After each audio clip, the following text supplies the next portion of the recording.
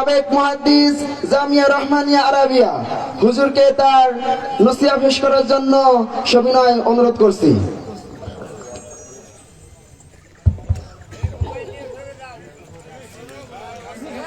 আসসালামু আলাইকুম ওয়া রাহমাতুল্লাহি ওয়া বারাকাতুহু।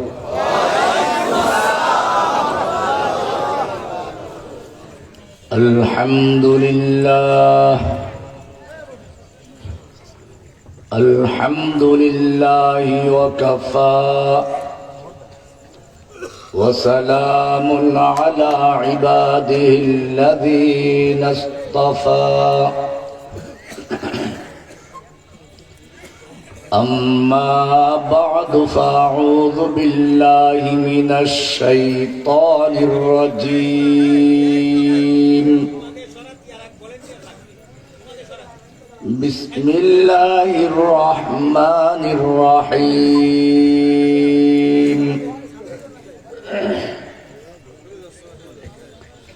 ذلك الكتاب لا ريب فيه هدى للمتقين. صدق الله تعالى وصدق رسوله النبي الأمي الكريم، ونحن على ذلك لمن الشاهدين والشاكرين، والحمد لله رب العالمين.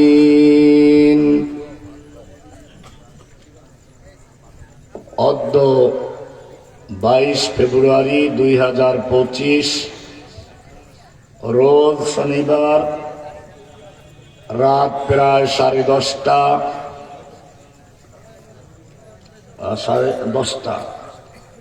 কুমলাই খেজুর মহাল জামে মসজিদ ও যুব সমাজ ও এলাকাবাসীর যৌথ উদ্যোগে আয়োজিত 15তম বার্ষিক তাফসীরুল কোরআন মাহফিলের সমাপনী দিবসের সম্মানিত সভাপতি হাজারাত উলামায়ে কেরাম, অত্র এলাকার সর্বস্তরের তাওহীদি জনতা, পর্দার আড়ালে অবস্থানরত আমার মা ও বোনেরা, আল্লাহ সুবহানাহু ওয়া তাআলার মহান দরবারে শুকরিয়া জ্ঞাপন করছি, যিনি আমাদেরকে অত্যন্ত ভালোবেসে অত্যন্ত মেহেরবানি করে আজকের এই মাহফিলে আসার এবং বসার তৌফিক এনায়েত করেছেন। এজন্য বলি আলহামদুলিল্লাহ। আল্লাহ সুবহানাহু ওয়া তাআলা যখন আদমকে দুনিয়াতে পাঠানোর আদেশ দিলেন, সঙ্গে স্ত্রীও আছে। আদম আলাইহিস সালাম পৃথিবীর দিকে নেমে আসছেন। তিনি জানতে পারলেন ইবলিসকেও দুনিয়ায় নামিয়ে দেওয়া হচ্ছে। আদম আলাইহিস সালাম চিন্তায় পড়ে গেলেন, যেই ইবলিস আমাকে ধোঁকা দিল, যেই ইবলিস আমাকে প্রতারণা করলো, মিথ্যা কসম করে সে আমাকে নিষিদ্ধ ফল খাওয়ালো, সেই ইবলিস আবার আমার সঙ্গেই নেমে যাচ্ছে দুনিয়াতে। সে তো আমার সন্তানদেরকেও গুমরাহ করবে, পথভ্রষ্ট করবে। আরো দুশ্চিন্তার বিষয় হলো,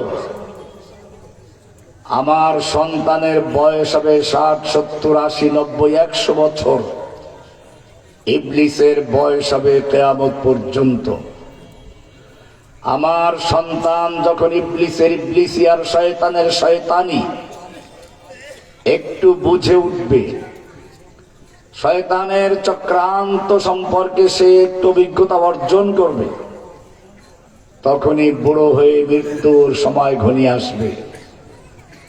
পক্ষান্তরে ইবলিস তার সারা জীবনের জমানো কলা কৌশল সারা জীবনের অভিজ্ঞতা কাজে লাগিয়ে একটাই না হয় আরেকটা দিয়ে আমার সন্তানকে গোমরাহ করবে, পথভ্রষ্ট করবে, জাহান্নামে নিয়ে যাবে। আদম আলাইহিস সালাতু ওয়াস সালাম চিন্তা করলেন, আল্লাহ রাব্বুল আলামিন আদমের মনের খবর জানেন। সঙ্গে সঙ্গে আদমকে জানিয়ে দিলেন কোরআনের সূরা বাকারা 38 নম্বর আয়াতে আল্লাহ রাব্বুল আলামিন ইরশাদ করেন, কুলনা হাবিতু মিনহা জামিআ। আমি বললাম, হে আদম, তুমি এবং তোমার স্ত্রী এবং তোমাদের মাধ্যমে কিয়ামত পর্যন্ত যত বনি আদম দুনিয়াতে যাবে সব সহ নেমে যাও। তোমাদের কোনো চিন্তা নেই, তোমাদের কোনো ভয় নেই। শয়তান ইচ্ছে করলেই তোমাদের ধোঁকা দিতে পারবে না। فَإِمَّا يَأْتِيَنَّكُم مِّنِّي هُدًى, আমি তোমাদের কাছে হেদায়েতনামা পাঠাবো, হুদান পাঠাবো, রোড ম্যাপ, পথ নির্দেশিকা, সংবিধান, নীতিমালা, যা দেখে দেখে পথ চলা যায়। فَإِمَّا يَأْتِيَنَّكُم مِّنِّي هُدًى, আমি তোমাদেরকে এমনিতে শয়তানের খপ্পরে ছেড়ে দিচ্ছি না। فَإِمَّا يَأْتِيَنَّكُم مِّنِّي هُدًى, আমার পক্ষ থেকে তোমাদের কাছে হেদায়েত যাবে, সংবিধান যাবে। فَمَن تَبِعَ هُدَايَ فَلَا خَوْفٌ عَلَيْهِمْ وَلَا هُمْ يَحْزَنُونَ। যে ব্যক্তি, যেই সমাজ, যেই রাষ্ট্র, যেই ব্যাংক, যেই আদালত, যেই সংসদ আমার হেদায়েত মেনে চলবে, ফামান তাবিআ হুদায়া, আমার রোড ম্যাপ দেখে দেখে চলবে, আমার নীতিমালা মেনে চলবে, ফালা খাউফুন আলাইহিম ওয়ালা হুম ইয়াহজানুন, তাদের কোনো ভয় নেই, তাদের কোনো চিন্তা নেই। কে বলেছেন? আল্লাহর সেই যে ওয়াদা, তোমাদের হেদায়েত দান করব। আল্লাহ বলছেন, যালিকাল কিতাবু লা রাইবা ফীহ, এটাই হচ্ছে সেই কিতাব, যেই কিতাবের জন্য আমি তোমাদের পিতা আদমকে অঙ্গীকার করেছিলাম, যেই কিতাব দেওয়ার ব্যাপারে আমি তোমাদের সঙ্গে ওয়াদা করেছিলাম। যালিকাল কিতাবু লা রাইবা ফীহ, এটাই হচ্ছে সেই কিতাব। হুদাল লিল মুত্তাকিন, এটা মুত্তাকিনদের জন্য হেদায়েত। কাদের জন্য? বলে মুত্তাকিন যারা, তাদের আবার হেদায়েত, তাও হেদায়েত আছে। এই মুত্তাকিন মানে হচ্ছে যারা মুত্তাকি হতে আগ্রহী। হুদাল লিল মুত্তাকিন, যারা আল্লাহর বিধান মেনে, আদেশ মেনে, নিষেধগুলো থেকে দূরে থেকে সত্যিকার তাকওয়া অর্জন করতে আগ্রহী, তাদের জন্য হেদায়েত। বোঝা গেল যে আগ্রহী না তার জন্য কিনা। আমরা অনেক সময় বলি, আল্লাহ তো আমাদের চাইলে হেদায়েত দিতে পারতেন, ইচ্ছে করলেই তো আল্লাহ হেদায়েত দিতে পারতেন, আমাদের কি দোষ? আলী রাদিয়াল্লাহু তাআলা আনহুর কাছে যখন এমন দুই ব্যক্তি আসলো, একজন বলল যে আমাদের কোনো দোষ নেই, সব আল্লাহ করে। আর একজনে বলল যে আমাদের সব দোষ, আল্লাহর কোনো একটিই নেই, এখানে সব নিজেরাই করে। আলী রাদিয়াল্লাহু তাআলা আনহু বললেন, দাঁড়াও। একজন দেয়, বাচ্চা তুমি দাঁড়াও, দাঁড়াও, এক পা উঠাও। এক পা উঠাইল না, আর একটা উঠাও তো। এইখানে কি বুঝালেন? একটা পাও যখন আমি উঠাতে বললাম, সে উঠাবার ইচ্ছে করেছে, আল্লাহ তাকে তৌফিক দিয়েছেন, উঠাতে পেরেছে। দ্বিতীয় পাওটা উঠাবার তার ইচ্ছা আগের মতোই ছিল, কিন্তু আল্লাহ তৌফিক দেন নাই, উঠাতে পারে নাই। এটাই হচ্ছে মূলত বিষয়। এখন প্রশ্ন হচ্ছে, ঠিক আছে, আমি ইচ্ছে করলে আল্লাহ তাআলা সুযোগ দিলে করতে পারি, নইলে করতে পারি না, আল্লাহ সুযোগ দেন কেন? আপনি পরীক্ষার যদি কোনো সময় ডিউটি করে থাকেন, ছাত্র ভুল লেখে পরীক্ষার হলে, টিচার দেখছে যে সে ভুল লিখতেছে, এর মধ্যে ওই ছাত্র দাঁড়িয়ে বলতেছে আমার কাগজ শেষ হয়ে গেছে, নিউজ পেপারের প্রয়োজন, টিচার দেবে কিনা? নাকি বলবে যে না, তুই ভুল লিখছিস, তোকে দেওয়া যাবে না? এখন তার লেখার সুযোগ, সে মজা মনে চায় লিখুক, গান লেখলেও লিখুক, কারণ 3 ঘন্টার জন্য তাকে সুযোগ দেওয়া আছে।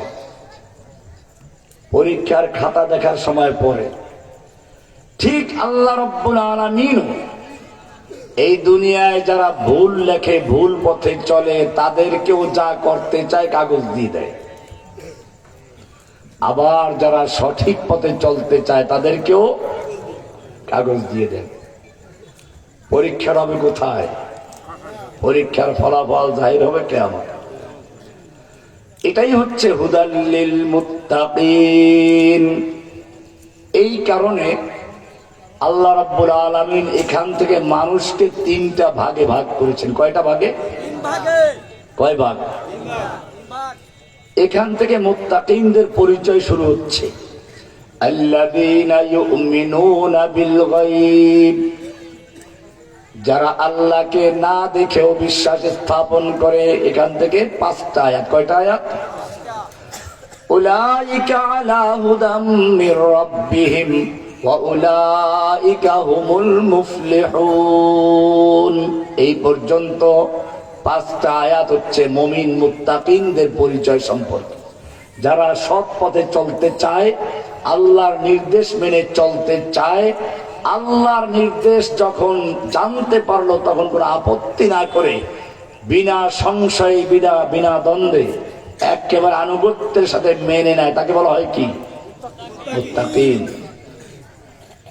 এর বিপরীতে আর একটা গ্রুপ হচ্ছে যারা প্রতিবাদ করে, আল্লাহর বিধানকে মানে না, যুক্তিসঙ্গত হলে মানে, যুক্তিতে না মিললে মানে না। এরা শয়তানের দল। কার দল? শয়তান। এরাই কাফের। আদম আলাইহিস সালাতু ওয়াস সালামকে আল্লাহ রাব্বুল আলামিন সামনে রেখে ইবলিসকে বললেন, পরীক্ষার মাধ্যমে পাশ করলেন, সিজদা করো। ইবলিস সিজদা করল না। আল্লাহ রাব্বুল আলামিন জিজ্ঞেস করলেন, ইয়া ইবলিস মা মানাআকা আল্লা তাসজুদা ইয আমারতুক। ও ইবলিস, আমি যখন তোকে হুকুম করলাম আদমকে সিজদা করার জন্য, কেন সিজদা করি না? কিসে তোকে বাধা দিল? দেখেন, সিজদা না করা বড় অপরাধ ছিল না। সে যদি বলতো আল্লাহ অন্যায় করে ফেলেছি, ক্ষমা করে দেন, মাফ হয়ে যেত কিনা? আদমও তো অন্যায় করেছিলেন। আদমকে আল্লাহ বললেন, খবরদার, ওয়ালা তাকরাবা হাযিহিশ শাজারাতা ফাতাকুনা মিনাজ জালিমিন। ও আদম, তুমি এবং তোমার স্ত্রী জান্নাতের যেথা ইচ্ছে সেটাই ঘুরো, যা মনে চায় তা খাও, কিন্তু খবরদার এই গাছটার কাছেও যাবে না, এর ফল খাবে না। আদম খেয়ে ফেললেন, অন্যায় হয়ে গেছে। আল্লাহ রাব্বুল আলামিন জিজ্ঞেস করেন, আদম তোমাকে তো মানা করেছিলাম, কেন খাইলে? আদমও যুক্তি পেশ করতে পারতেন, করেন নাই। সঙ্গে সঙ্গে কি বললেন? রব্বানা যালামনা আনফুসানা ওয়া ইল্লাম তাগফির লানা ওয়া তারহামনা লানাকুনান্না মিনাল খাসিরিন। রব্বুল আলামিন, অন্যায় করে ফেলেছি, মাফ করে দাও। আল্লাহ মাফ করেছেন কিনা? ওই যে 300 বছর কানতে কানতে খাল হয়ে গেছে, এগুলো সহিগুলো ধরে নাই। ওই ওয়াজ করতে গেলে অনেক সময় যাবে। মূল কিছু কথা সামনে বলবো ইনশাআল্লাহ, যদি আল্লাহ তৌফিক দান করেন। এতটুকু বললাম যে তওবা ওই সময় কবুল হয়ে গেছে। বলে তাহলে দুনিয়ায় কেন পাঠালেন? ওটা অন্য কারণ। ওই যে গাছটা নিষেধ ছিল, ওর প্রতিক্রিয়া ছিল পায়খানা হওয়া। পায়খানা করার জায়গা তো দুনিয়া জান্নাতে নাই। মাফ হয়ে গেছে, দুনিয়ায় যাও। ওই কাম করে আসো ওখানে গিয়ে। এটা আল্লাহর একটা রহস্য, আল্লাহর একটা খেলা, আল্লাহ ভালো জানে। ইবলিসও আল্লাহর হুকুম অমান্য করল। ইবলিসকেও আল্লাহ জিজ্ঞেস করলেন, ইয়া ইবলিস মা মানাআকা আল্লা তাসজুদা ইয আমারতুক, আমি যখন তোকে হুকুম করলাম আদমকে সিজদা করার জন্য, কেন সিজদা করলি না? কে তোকে বাধা দিল? ইবলিস যদি বলতো আল্লাহ অন্যায় হয়ে গেছে, ভুল হয়ে গেছে, মাফ করে দেন, আল্লাহ মাফ করতেন কিনা? তাহলে বুঝে গেল হুকুমটা অমান্য করেছে, এইটা যে তত বড় গুনাহ, তার চেয়ে বড় গুনাহ পরেরটা। সে উল্টা বলল কি, আলা আনা খায়রুম মিনহু, রব্বুল আলামিন আমি তো আদমের চেয়ে ভালো। খালাকতানি মিন নারিন ওয়া খালাকতাহু মিন তিন, তুমি আমাকে সৃষ্টি করেছো আগুন দিয়ে, আদমকে মাটি দিয়ে। আগুনের গতি হচ্ছে ঊর্ধ্বে, মাটির গতি নিম্নে। আগুন যদি নিচেও জ্বালানো হয় উপরে উঠে, মাটি যদি উপরে ছুঁড়ে মারা হয় নিচে পড়ে। সুতরাং যুক্তির কথা হলো আদম আমাকে সিজদা করবে, আমি আদমকে সিজদা করব, এটা যুক্তিতে মিলে না। মানে হচ্ছে তোমার হুকুমটা ঠিক হয় না, তুমি ভুল হুকুম দিয়েছো, আমার যুক্তিতে ধরে নাই। এটা অহংকার। এটা কি?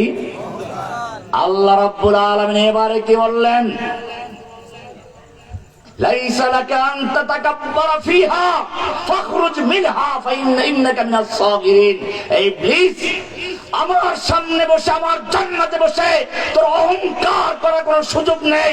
অহংকার আমার চাদর, যেই ব্যক্তি অহংকার করে সে আমার চাদর ধরে টান দিল, তাকে আমি জান্নাতে থাকা দূরের কথা জান্নাতকে বের করে দিব। ঠিক আমাদের এখানে একজন অহংকার করে বলেছিল, পালায় না, পালায় না। আর একজন বলছিল পালাবো না। আল্লাহ রাব্বুল আলামিন যেরকম ভাবে অহংকার করার জন্য ইবলিসকে বলেছেন ফাখরুজ মিনহা, আমার জান্নাত থেকে বেরিয়ে যা, আমার জান্নাতে অহংকার করার কোনো সুযোগ নেই।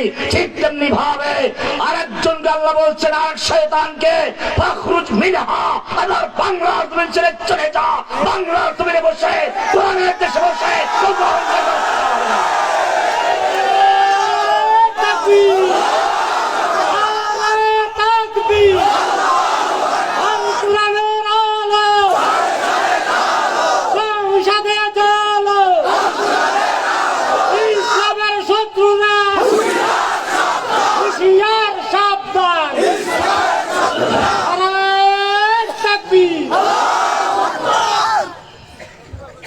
এবারে ইবলিস আল্লাহর কাছে আবেদন করলো, ফাআনযিরনি ইলা ইয়াউমি ইউবআসুন, আমাকে কিয়ামত পর্যন্ত হায়াত দান করো। তুমি তো জালেম না, আমি তোমার ইবাদত তো আগেও করেছি, তুমি আমাকে জান্নাত থেকে বের করে দিয়েছো, আমাকে কিছু বলার আছে, আমার কিছু দাবি দেওয়া আছে, আমাকে কিয়ামত পর্যন্ত সুযোগ দিতে হবে, কিয়ামত পর্যন্ত আমাকে সুযোগ দাও, হায়াত দান করো। আল্লাহ বলেন, ইন্নাকা মিনাল মুনজারিন, যা তোকে কিয়ামত পর্যন্ত হায়াত দিলাম। আমাদের যে শয়তান পালিয়ে গেল, সেও দাবি করেছিল কিয়ামত পর্যন্ত থাকবে, তবে তাকে এই সুযোগ দেওয়া হয় না, কারণ সে তার মূল শয়তান, সে শয়তানের চেলা। এইবারে শয়তান কি বলল, যখন সুযোগ পেয়ে গেল, শয়তান কি বলে শুনুন, ক্বালা ফাবিমা আগওয়াইতানি লাআকুদান্না লাহুম সিরাতাকাল মুস্তাকিম। রব্বুল আলামিন ফাবিমা আগওয়াইতানি, যেই আদমের কারণে আমাকে জান্নাত থেকে বের করে দিয়েছো, যে আদমের কারণে তুমি আমাকে পদচ্যুত করেছো, আমি ওই আদমকে গোমরাহ করার জন্য, পথভ্রষ্ট করার জন্য, লাআকুদান্না লাহুম, তাদের জন্য আমি ওত পেতে বসে থাকবো, সিরাতাকাল মুস্তাকিম, তোমাকে পাওয়ার জন্য যে সিরাতে মুস্তাকিম আছে, সোজা রাস্তা আছে, ওই সোজা রাস্তার মাঝখানে বসে থাকবো। যখনই কোনো ব্যক্তি সিরাতে মুস্তাকিমে চলতে যাবে, তোমার সংবিধান অনুযায়ী চলতে যাবে, তোমার আদেশ মেনে চলতে যাবে, আমি তাকে এটা বুঝাবো ওটা বুঝাবো, বুঝিয়ে বুঝিয়ে তাকে তোমার রাস্তা থেকে সরিয়ে আব্রাহাম লিঙ্কনের রাস্তায়, ব্রিটিশের আইনের রাস্তায়, সংসদে নিজের আইন তৈরি করে ওরা তোমার হুকুমকে বাতিল করে নিজের আইন তৈরি করবে। লাআকুদান্না লাহুম সিরাতাকাল মুস্তাকিম। শুধু এ পর্যন্তই না, এরপরে বলছে, শয়তান বলছে, ثم لآتينهم من بين أيديهم وعن خلفهم وعن أيمانهم وعن شمائلهم, আমি এরপরে তাদের সামনের দিক থেকে আক্রমণ করব, পিছন থেকে আক্রমণ করব, ডান দিক থেকে আক্রমণ করব, বাম দিক থেকে আক্রমণ করব, চতুর্মুখী আক্রমণ করে করে আমি সব তাদেরকে তোমার রাস্তা থেকে সরিয়ে ভারতমুখী করে দিব। তোমার সিরাতে মুস্তাকিমের মদিনাওয়ালার আদর্শ থেকে সরিয়ে দিয়ে উদীচির মাধ্যমে আক্রমণ করব, ছায়ানটের মাধ্যমে আক্রমণ করব, ভারতীয় হিন্দি সিরিয়ালগুলো সব বাংলাদেশে ছড়িয়ে দিয়ে আক্রমণ করব। ও রব্বুল আলামিন, সুম্মা লাআতিয়ান্নাহুম, আমি ওদের তাই সব দিক থেকে আক্রমণকে এ পর্যন্ত ক্ষান্ত করব না। তোমার যে স্লোগান আছে আল্লাহু আকবার দিয়ে ওরা ফজরের নামাজ শুরু করে, আযান দেয়, তাকবীরে তাহরিমের সময় আল্লাহু আকবার বলে, আমি ওদের আল্লাহু আকবার ধ্বনির উপরে এমন জোরে আক্রমণ করব, আল্লাহু আকবার ধ্বনি বাতিল করে তার জায়গায় জয় বাংলা স্লোগানকে বসিয়ে দিব। বুঝেন নাই? কিন্তু আপনাদের একটা জিনিস বলে রাখি, আয়াতের মধ্যে খেয়াল করেন তো শয়তান কি ভুল করেছে। আবার শুনুন, আমি তাদের সামনের দিক থেকে আক্রমণ করব, পিছন থেকে আক্রমণ করব, ডান দিক থেকে আক্রমণ করব, বাম দিক থেকে করব। উপর দিক বলছে, উপর দিকে আছেন কে? শয়তান যতই বলুক, আল্লাহ বলছেন, ও শয়তান শুনে রাখ, ইন্না ইবাদি লাইসা লাকা আলাইহিম সুলতান, আমার সত্যিকার মুমিন বান্দা যারা, তুই তাদের উপরে যত আক্রমণ করিস, আমি আল্লাহ সুবহানাহু ওয়া তাআলা উপর থেকে তাদের সাহায্য করার জন্য প্রস্তুত আছি। তাদের উপরে তোর কোনো কর্তৃত্ব চলবে না, কোনো ক্ষমতা চলবে না। এ কারণে বলা আছে, আজান শুনলে মুহাদ্দিসিনে কেরাম যারা তাদেরকে আলেম থাকেন তারা জানবেন, তিরমিজিতে হাদিসটা আছে, মানুষ যে পিছনের রাস্তা দিয়ে বায়ু ত্যাগ করে, এটা তিনটা নাম। কয়টা নাম? আস্তে করলে এক নাম, হালকা আওয়াজে করলে আরেক নাম, আর জোরে করলে আরেক নাম। জোরে যদি আওয়াজ করে করে ওটার নাম দোরাতুন। কি নাম? বদ র আলিফ ত, দোরাতুন। জোরে জোরে বায়ু ত্যাগ করা। হাদিসে আসছে, যখন আল্লাহু আকবার বলে আযান শুরু হয়, শয়তানের কানে এত জোর আক্রমণ হয়, শয়তান পাততে পাততে পালাতে থাকে। যদি পালাবার সুযোগ না পায়, তাড়াতাড়ি গিয়ে কুত্তার পেটের ভিতরে ঢুকে গিয়ে আওয়াজ তোলা শুরু করে। দেখবেন আযান শুরু হলে কুত্তা ঘেউ ঘেউ করা শুরু করবে। ঠিক তেমনি ভাবে এই শয়তান আক্রমণ করলো আল্লাহু আকবার ধ্বনির উপরে। এত জোরে সে চিৎকার মারা শুরু করলো আযান বন্ধ করার জন্য, আল্লাহু আকবার ধ্বনি বন্ধ করার জন্য। সংসদে ওই যে আদালতের মাধ্যমে রায় দেওয়ালো, জয় বাংলা স্লোগান দিয়ে বক্তব্য শেষ করতে হবে।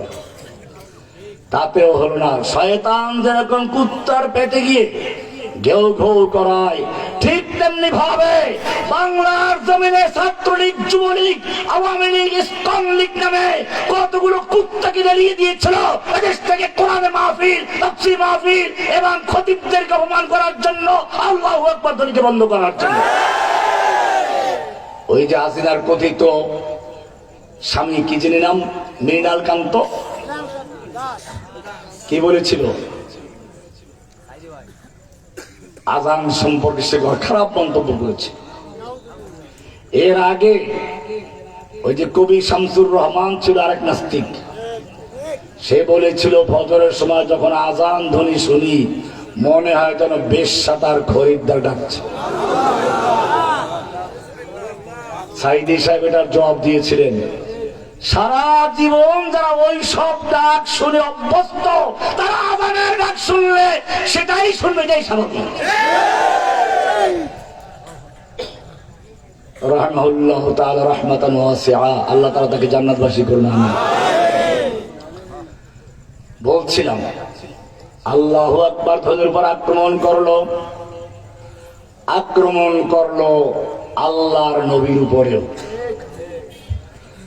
আল্লাহর নবীর বিরুদ্ধে গালিগালাজ করার জন্য, এদেশের আলেম ওলামাদের বদনাম করার জন্য গণজাগরণ মঞ্চের নামে শাহবাগে এক নাস্তিক মোরতাদদের জাগরণ তৈরি করেছে। আপনারা দেখেছেন ওদের মুখে স্লোগান ছিল তুই রাজাকার, তুই রাজাকার, একজন আলেমের নাম ধরে ধরে। আল্লাহ রাব্বুল আলামিন এমন জবাব দিয়েছেন, সেই স্কুল কলেজ বিশ্ববিদ্যালয়ের ছাত্রদের মুখ থেকে আল্লাহ তাআলা স্লোগান দেওয়ালেন, আমি কে রাজাকার, তুমি কে রাজাকার, কে বলেছে স্বৈরাচার। শয়তান বলেছিল সুম্মা লাআতিয়ান্নাহুম মিন বাইনি আইদিহিম ওয়া আন খালফিহিম। নবীর উপর আক্রমণ করলো, নবীর চরিত্রের সনদ দিয়েছেন কে? ইন্নাকা লাআলা খুলুকিন আযীম, হে নবী নিশ্চয়ই আপনি মহান চরিত্রের উপরে প্রতিষ্ঠিত। কে বলেছেন? আমাদের নবীজির চরিত্রের সনদ দিয়েছেন কে? না কোন মেম্বার, চেয়ারম্যান। কিছু সাহাবীরা চিন্তা করলেন মানুষের আসল চরিত্রের খবর রাখে স্ত্রী, চলো আমরা আল্লাহ নবীর স্ত্রী আয়েশার কাছে গিয়ে নবীর চরিত্র সম্পর্কে জিজ্ঞেস করি যে বাস্তবে সে যেটা বাহ্যিকভাবে দেখা যায় এরকম কিনা। আয়েশার কাছে গেলেন। আয়েশা রাদিয়াল্লাহু তাআলা আনহা বললেন, আওয়ালাম তাকরাউল কুরআন, তোমরা কি কোরআন পড়ো না? ওনারা বলেন অবশ্যই কোরআন পড়ি। বলে যদি কোরআন পড়ো তাহলে আমাকে কেন জিজ্ঞেস করছো নবীর চরিত্র সম্পর্কে? খুলুকুহু আল কোরআন, আমার নবীর চরিত্র হচ্ছে হুবহু কোরআন। এরপরে তিনি কিছু কবিতা পড়লেন, লানা শামসুন ওয়ালিল আফাক শামসুন ওয়া শামসি আফদালু শামসিস সামাই। আমার কাছে নবীজি সম্পর্কে প্রশ্ন করছে, শুনো, আমার ঘরেও একটা সূর্য উদয় হয়, আসমানেও একটা সূর্য আছে। আমার সূর্য আসমানের সূর্যের চেয়ে লক্ষ কোটি গুণ দামি, অনেক ভালো। কারণ কি? فإن الشمس تطلع بعد الفجر وشمسي تطلع بعد العشاء। আসমানের সূর্য ফজরের পরে উদয় হয়ে দুনিয়াকে আলোকিত করে, ভালো কথা, কিন্তু জেনে রাখো আমার সূর্য যেই সময় পৃথিবীটা অন্ধকারে ছেয়ে গিয়েছিল, জাহিলি সমাজ নামে খ্যাত যে ইতিহাস, যেই সময়টাকে বলা হতো, যেই সময় লোকদের চরিত্র ছিল খুনাখুনি করা, মারামারি করা, ধর্ষণ করা, ছাগল চুরি, গরু চুরি করে না, এইটা এখন জাহিলিয়াত দেব। আমাদের ডক্টর ইউনূস সাহেব বলেছেন যে এই সময়টাকে একেবারে আইএমএ জাহিলিয়াত বানিয়ে দিয়েছিল। উনি বুঝতে পেরেছেন আইএমএ জাহিলিয়াতে যেরকম ভাবে, তাও এরকম স্বামীকে আটকে রেখে পালাক্রমে স্ত্রীকে ধর্ষণ করেছে, জাহিলি যুগে এমন কোন নজির পাওয়া যায় না। আইয়ামে জাহিলিয়াতকে হার মানিয়েছিল। যেই সমাজটাকে মানুষ আইয়ামে জাহিলিয়াত বলে, সেই অন্ধকার সমাজে আমার সূর্য উদয় হয়ে অন্ধকারকে এমন ভাবে দূর করে দিল, যাদের নিজেদের পথের কোন দিশা ছিল না তাদেরকে শুধু পথের দিশাই দিলেন তা না, তাদের এক একজনকে পথের দিশারি বানিয়ে দিয়েছেন। खुदा न थे जो राह पर औरों के हादी बन गए, क्या नजर थी जिसने मुर्दों को मसीहा कर दिया। আমার সূর্যের পাওয়ার কি দেখো। যে ওমর এত বড় জালিম আল্লাহর নবীকে হত্যা করতে উদ্যত হয়েছিল, সেই ওমরকে এমন ভাবে আল্লাহ তাআলা হেদায়েত দান করলেন, আমার সূর্য আমার আলো নবীর সংস্পর্শে এসে এমন এক হেদায়েত পেল, যে ওমর এখন অত্যাচার জুলুম করা দূরের কথা, মানুষের সেবক হয়ে কাজ করছে।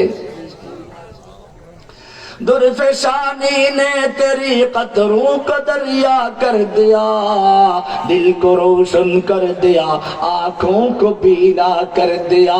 खुद न थे जो राह पर औरों के हादी बन गए, क्या नजर थी जिसने मुर्दों को मसीहा कर दिया।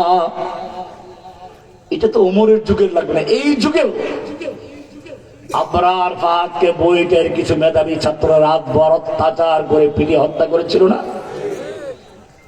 যারা হত্যা করেছিল তারা যখন ওই ছেলেটাকে হত্যা করেছিল তখন কি মানুষ ছিল? তখন কি ছিল? পশু ছিল। কি ছিল? আকার আকৃতিতে মানুষ থাকলেও তারা আসলে ছিল কি? হাসিনার সোনার ছেলে মানেই তো বুঝলেন পশু। এটা কোরআনেও আছে। আর রহমান আল্লামাল কুরআন খালাকাল ইনসান। আর রহমান কার নাম? আর রহমান আল্লামাল কুরআন, রহমান শিক্ষা দিয়েছেন কোরআন। খালাকাল ইনসান, সৃষ্টি করেছেন মানুষ। কোরআন শিক্ষা দিয়েছেন আগে, সৃষ্টি করেছেন মানুষ পরে। উল্টো হয়ে গেল না? আমরা সৃষ্টি হয়ে আগে, তারপরে কোরআন শিখি, ঠিক কিনা? আল্লাহ উল্টে বললেন কি জন্য? এখানেই রয়েছে আল্লামাল কোরআন আগে, তারপরে খালাকাল ইনসান। এটা উল্টা বলি নাই, আল্লাহ বলছেন আমি উল্টা বলি নাই। শুনো, তোমার দেশে ঢাকা বিশ্ববিদ্যালয় থেকে উচ্চ ডিগ্রি নিয়ে পাশ করে বের হয়, এরপরে পহেলা বৈশাখ এলে বাঘের মুখোশ পরে, ভল্লুকের মুখোশ পরে, ভুতুম পেঁচার মুখোশ পরে। কি জানাতে চায় জাতিকে? আমরা উল্লু ভল্লু ভুতুম পেঁচা হয়ে জাতির সামনে আবির্ভূত হচ্ছি। বোঝা গেল? আবরার ফাদকে যারা হত্যা করেছিল তখন তারা আকার আকৃতিতে মানুষ থাকলে আসলে কি ছিল? জেলখানায় যাওয়ার পরে যখন ওই ছেলেগুলো কোরআনের সংস্পর্শে আসলো, কার সংস্পর্শে? আমাকে তো জেলখানায় নির্জন বাসে রাখা হতো, সম্পূর্ণ আলাদা জায়গায়। ইসলামিক কোন দলের লোক তো যাওয়ার প্রশ্নই ছিল না। তবে ছাত্রলীগ আওয়ামী লীগের কেউ গেলে তাদেরকে আশপাশে রাখতো আমাকে পাহারাদারি করার জন্য, যারা কেউ ঢুকতে না পারে। ছাত্রলীগের ওই ছেলেগুলো গেল, কোরআনের সংস্পর্শে আসলো। আর রহমান আল্লামাল কোরআন, কোরআন শিক্ষা দিয়েছেন, ওরা কোরআন শিখেছে। এখন 5টা ছেলে সম্পূর্ণ কোরআনের হাফেজ হয়ে গেছে, বাকি 2টা হিন্দু ছাড়া বাকিগুলো সুন্দর দাড়ি মুখে দাঁড়িয়ে আছে, কোরআন তেলাওয়াত করছে। এত সুন্দর সুমধুর কণ্ঠে তেলাওয়াত করে আপনি শুনলে বাইরে আলেমদের কলিজায় ফেল করতে। কোরআনের সংস্পর্শে আসলো, এটাই কোরআন। قد جاءكم من الله نور وكتاب مبين। আল্লাহ রাব্বুল আলামিন বলছেন, এই চক্ষু দিয়ে দেখতে হলে একটা আলোর প্রয়োজন। দিনের বেলায় সূর্যের আলো, রাতের বেলায় চাঁদের আলো, মোমবাতির আলো, বিদ্যুতের আলো। কোন আলো যদি না থাকে চোখ ভালো থাকলেও দেখা যাবে? ঠিক তেমনি ভাবে আল্লাহ সুবহানাহু ওয়া তাআলা মানুষকে বিবেক দিয়েছেন, জ্ঞান দিয়েছেন। এই বিবেক বুদ্ধি জ্ঞানের সামনেও যদি বিশেষ একটা আলো না জ্বলে, ওই জ্ঞান দিয়ে দুনিয়ায় সে সত্যকে উপলব্ধি করতে পারে না। বিবেকের সামনে যেই আলোর প্রয়োজন, সেই আলোটাই হচ্ছে আল কোরআন। قد جاءكم من الله نور وكتاب مبين। তোমাদের কাছে আল্লাহর পক্ষ থেকে আলো আগমন করেছে, আলো। ফামান তাবিআ হুদায়া, যেই সমাজ আর যেই জাতি, যেই সংসদ, যেই আদালত আমার এই আলো সংসদে জ্বালালে সেই সংসদ আলোকিত হয়ে যাবে। এই আলো যদি বিশ্ববিদ্যালয় কলেজে জ্বালানো হয়, সেই কলেজ বিশ্ববিদ্যালয় আলোকিত হয়ে যাবে। এই আলো যদি আদালতে জ্বালানো হয়, সে আদালত কি হয়ে যাবে? আচ্ছা, আমি গেছি আর একদিকে চলছিল আল্লাহ রাসূল সাল্লাল্লাহু আলাইহি ওয়াসাল্লাম, ওরা যে হামলাটা করেছে রাসূলের উপর, সেখানে একটু আলোচনা করেনি। আল্লাহর রাসূল সাল্লাল্লাহু আলাইহি ওয়াসাল্লাম সম্পর্কে আরেকজন কবি আল্লাহ নবীর সাহাবী হাসান রাদিয়াল্লাহু বলছেন, وأحسن منك لم تر قط عيني وأجمل منك لم تلد النساء। হে নবী, আপনার চেয়ে সুন্দর কোন মানুষ দুনিয়ার কোন চোখ দেখেনি। وأجمل منك لم تلد النساء, আপনার চেয়ে সুন্দর কোন মানুষ কোন নারী কোনদিন জন্ম দেয় নাই। خلقت مبرأ من كل عيب كأنك قد خلقت كما تشاء। আপনাকে আল্লাহ সমস্ত দোষ ত্রুটি থেকে মুক্ত করে সৃষ্টি করেছেন। কান্নাকা কদ খুলিকতা কামা তাশাউ, যেন আপনি আপনার চাহিদা মতো আল্লাহ আপনাকে সৃষ্টি করেছেন। কি সুন্দর কথা। না হুসনাশ গায়াতে দারাদ না সাদিরা সুকুন পায়া বমিরাত তুশনা মুস্তাসকি ওয়া দরিয়া হাম চুনা বাকি। ইরানের প্রসিদ্ধ কবি শেখ সাদি রাহমাতুল্লাহ আলাইহি বলেছেন, না হুসনাশ গায়াতে দারাদ না সাদিরা সুকুন পায়া। হে নবী, আপনার সৌন্দর্যের কোনো শেষ নেই। আমি শেখ সাদি কবি মানুষ, কবিতার কথারও কোনো শেষ নেই, কিন্তু আমার কবিতার কথা বলতে বলতে শেষ হয়ে যাবে। আপনার সৌন্দর্যের মহাসমুদ্রের একটা ফোঁটা পর্যন্ত আমি শেখ সাদির পক্ষে শেষ করা সম্ভব নয়। তবে একটা কথা বলে দিচ্ছি, لا يمكن الثناء كما كان حقه بعد الخدا بزرگ توই কিসসা মুখতাসার। হে নবী, আপনার প্রশংসা শেষ করা সম্ভব নয়। তবে একটা কথাই বলে দিচ্ছি, আল্লাহর পরে সমস্ত মাখলুকের মধ্যে সর্বশ্রেষ্ঠ যে আসনটি, সেটি আপনার জন্য সংরক্ষিত। কি সুন্দর নাম, নবীর নামটাও দেখেন না। আমাদের নবীজির নাম আসমানে কি বলতে পারেন? আসমানে আমাদের নবীজির নাম কি? আহমদ। সূরা সফ আয়াতে বলতে পাবেন, ঈসা আলাইহিস সালাতু ওয়াস সালাম বলছেন, ওয়া মুবাশশিরাম বিরাসূলিন ইয়াতি মিন বা'দ ইসমুহু আহমদ। আমার পরে একজন নবী আসবেন যার সুসংবাদ আমি দিচ্ছি, ইসমুহু আহমদ, তার নাম কি? আহমদ লিখতে কয়টা অক্ষর? চারটা। কয়টা? আলিফ, হা, মিম, দাল। কোন অক্ষরে নুক্তা আছে? আরবিতে অক্ষর কয় রকম? দুই রকম।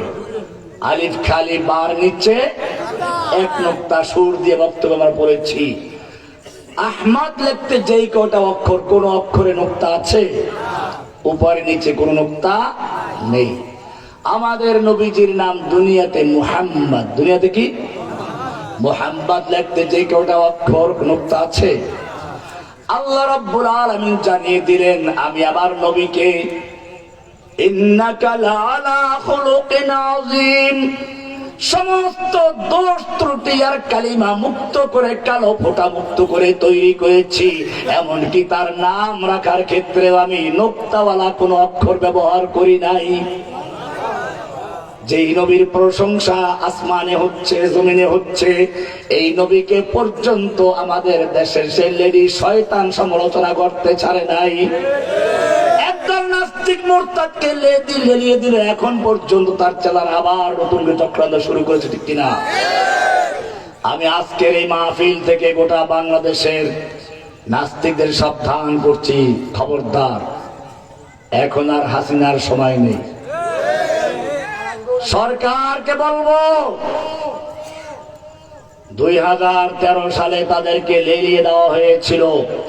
এদেশের তাওহীদি জনতা যখন দেখলো আল্লাহর নবীর শান রক্ষার জন্য আবেদন করে কাজ হয় নাই, আমি নিজে বলেছিলাম, তোমার বাবাকে গালি দিলে প্রথমবারে 14 বছর সাজা, দ্বিতীয়বার গালি দিলে যাবজ্জীবন সাজা, তোমার পিতার মূল্য তোমার কাছে থাকবে, এটাই স্বাভাবিক।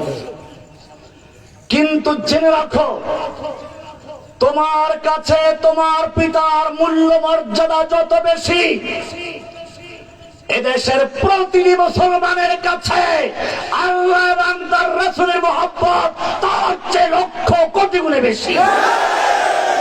তোমার বাবার জন্য যদি আইন করতে পারো, জেল জুলুম থাকতে পারে, আর আমার নবীকে গালি দিলে তাদেরকে আদরের সাথে বিদেশ পাঠিয়ে নিরাপত্তা দান করো, পুলিশ দিয়ে নিরাপত্তা বিধান করো, তাহলে জেনে রাখবে এদেশের তাওহীদি জনতা আল্লাহর জমিনে আল্লাহর কোন দুশমনকে, রাসূলের সাথীদেরকে থাকতে দিবে না।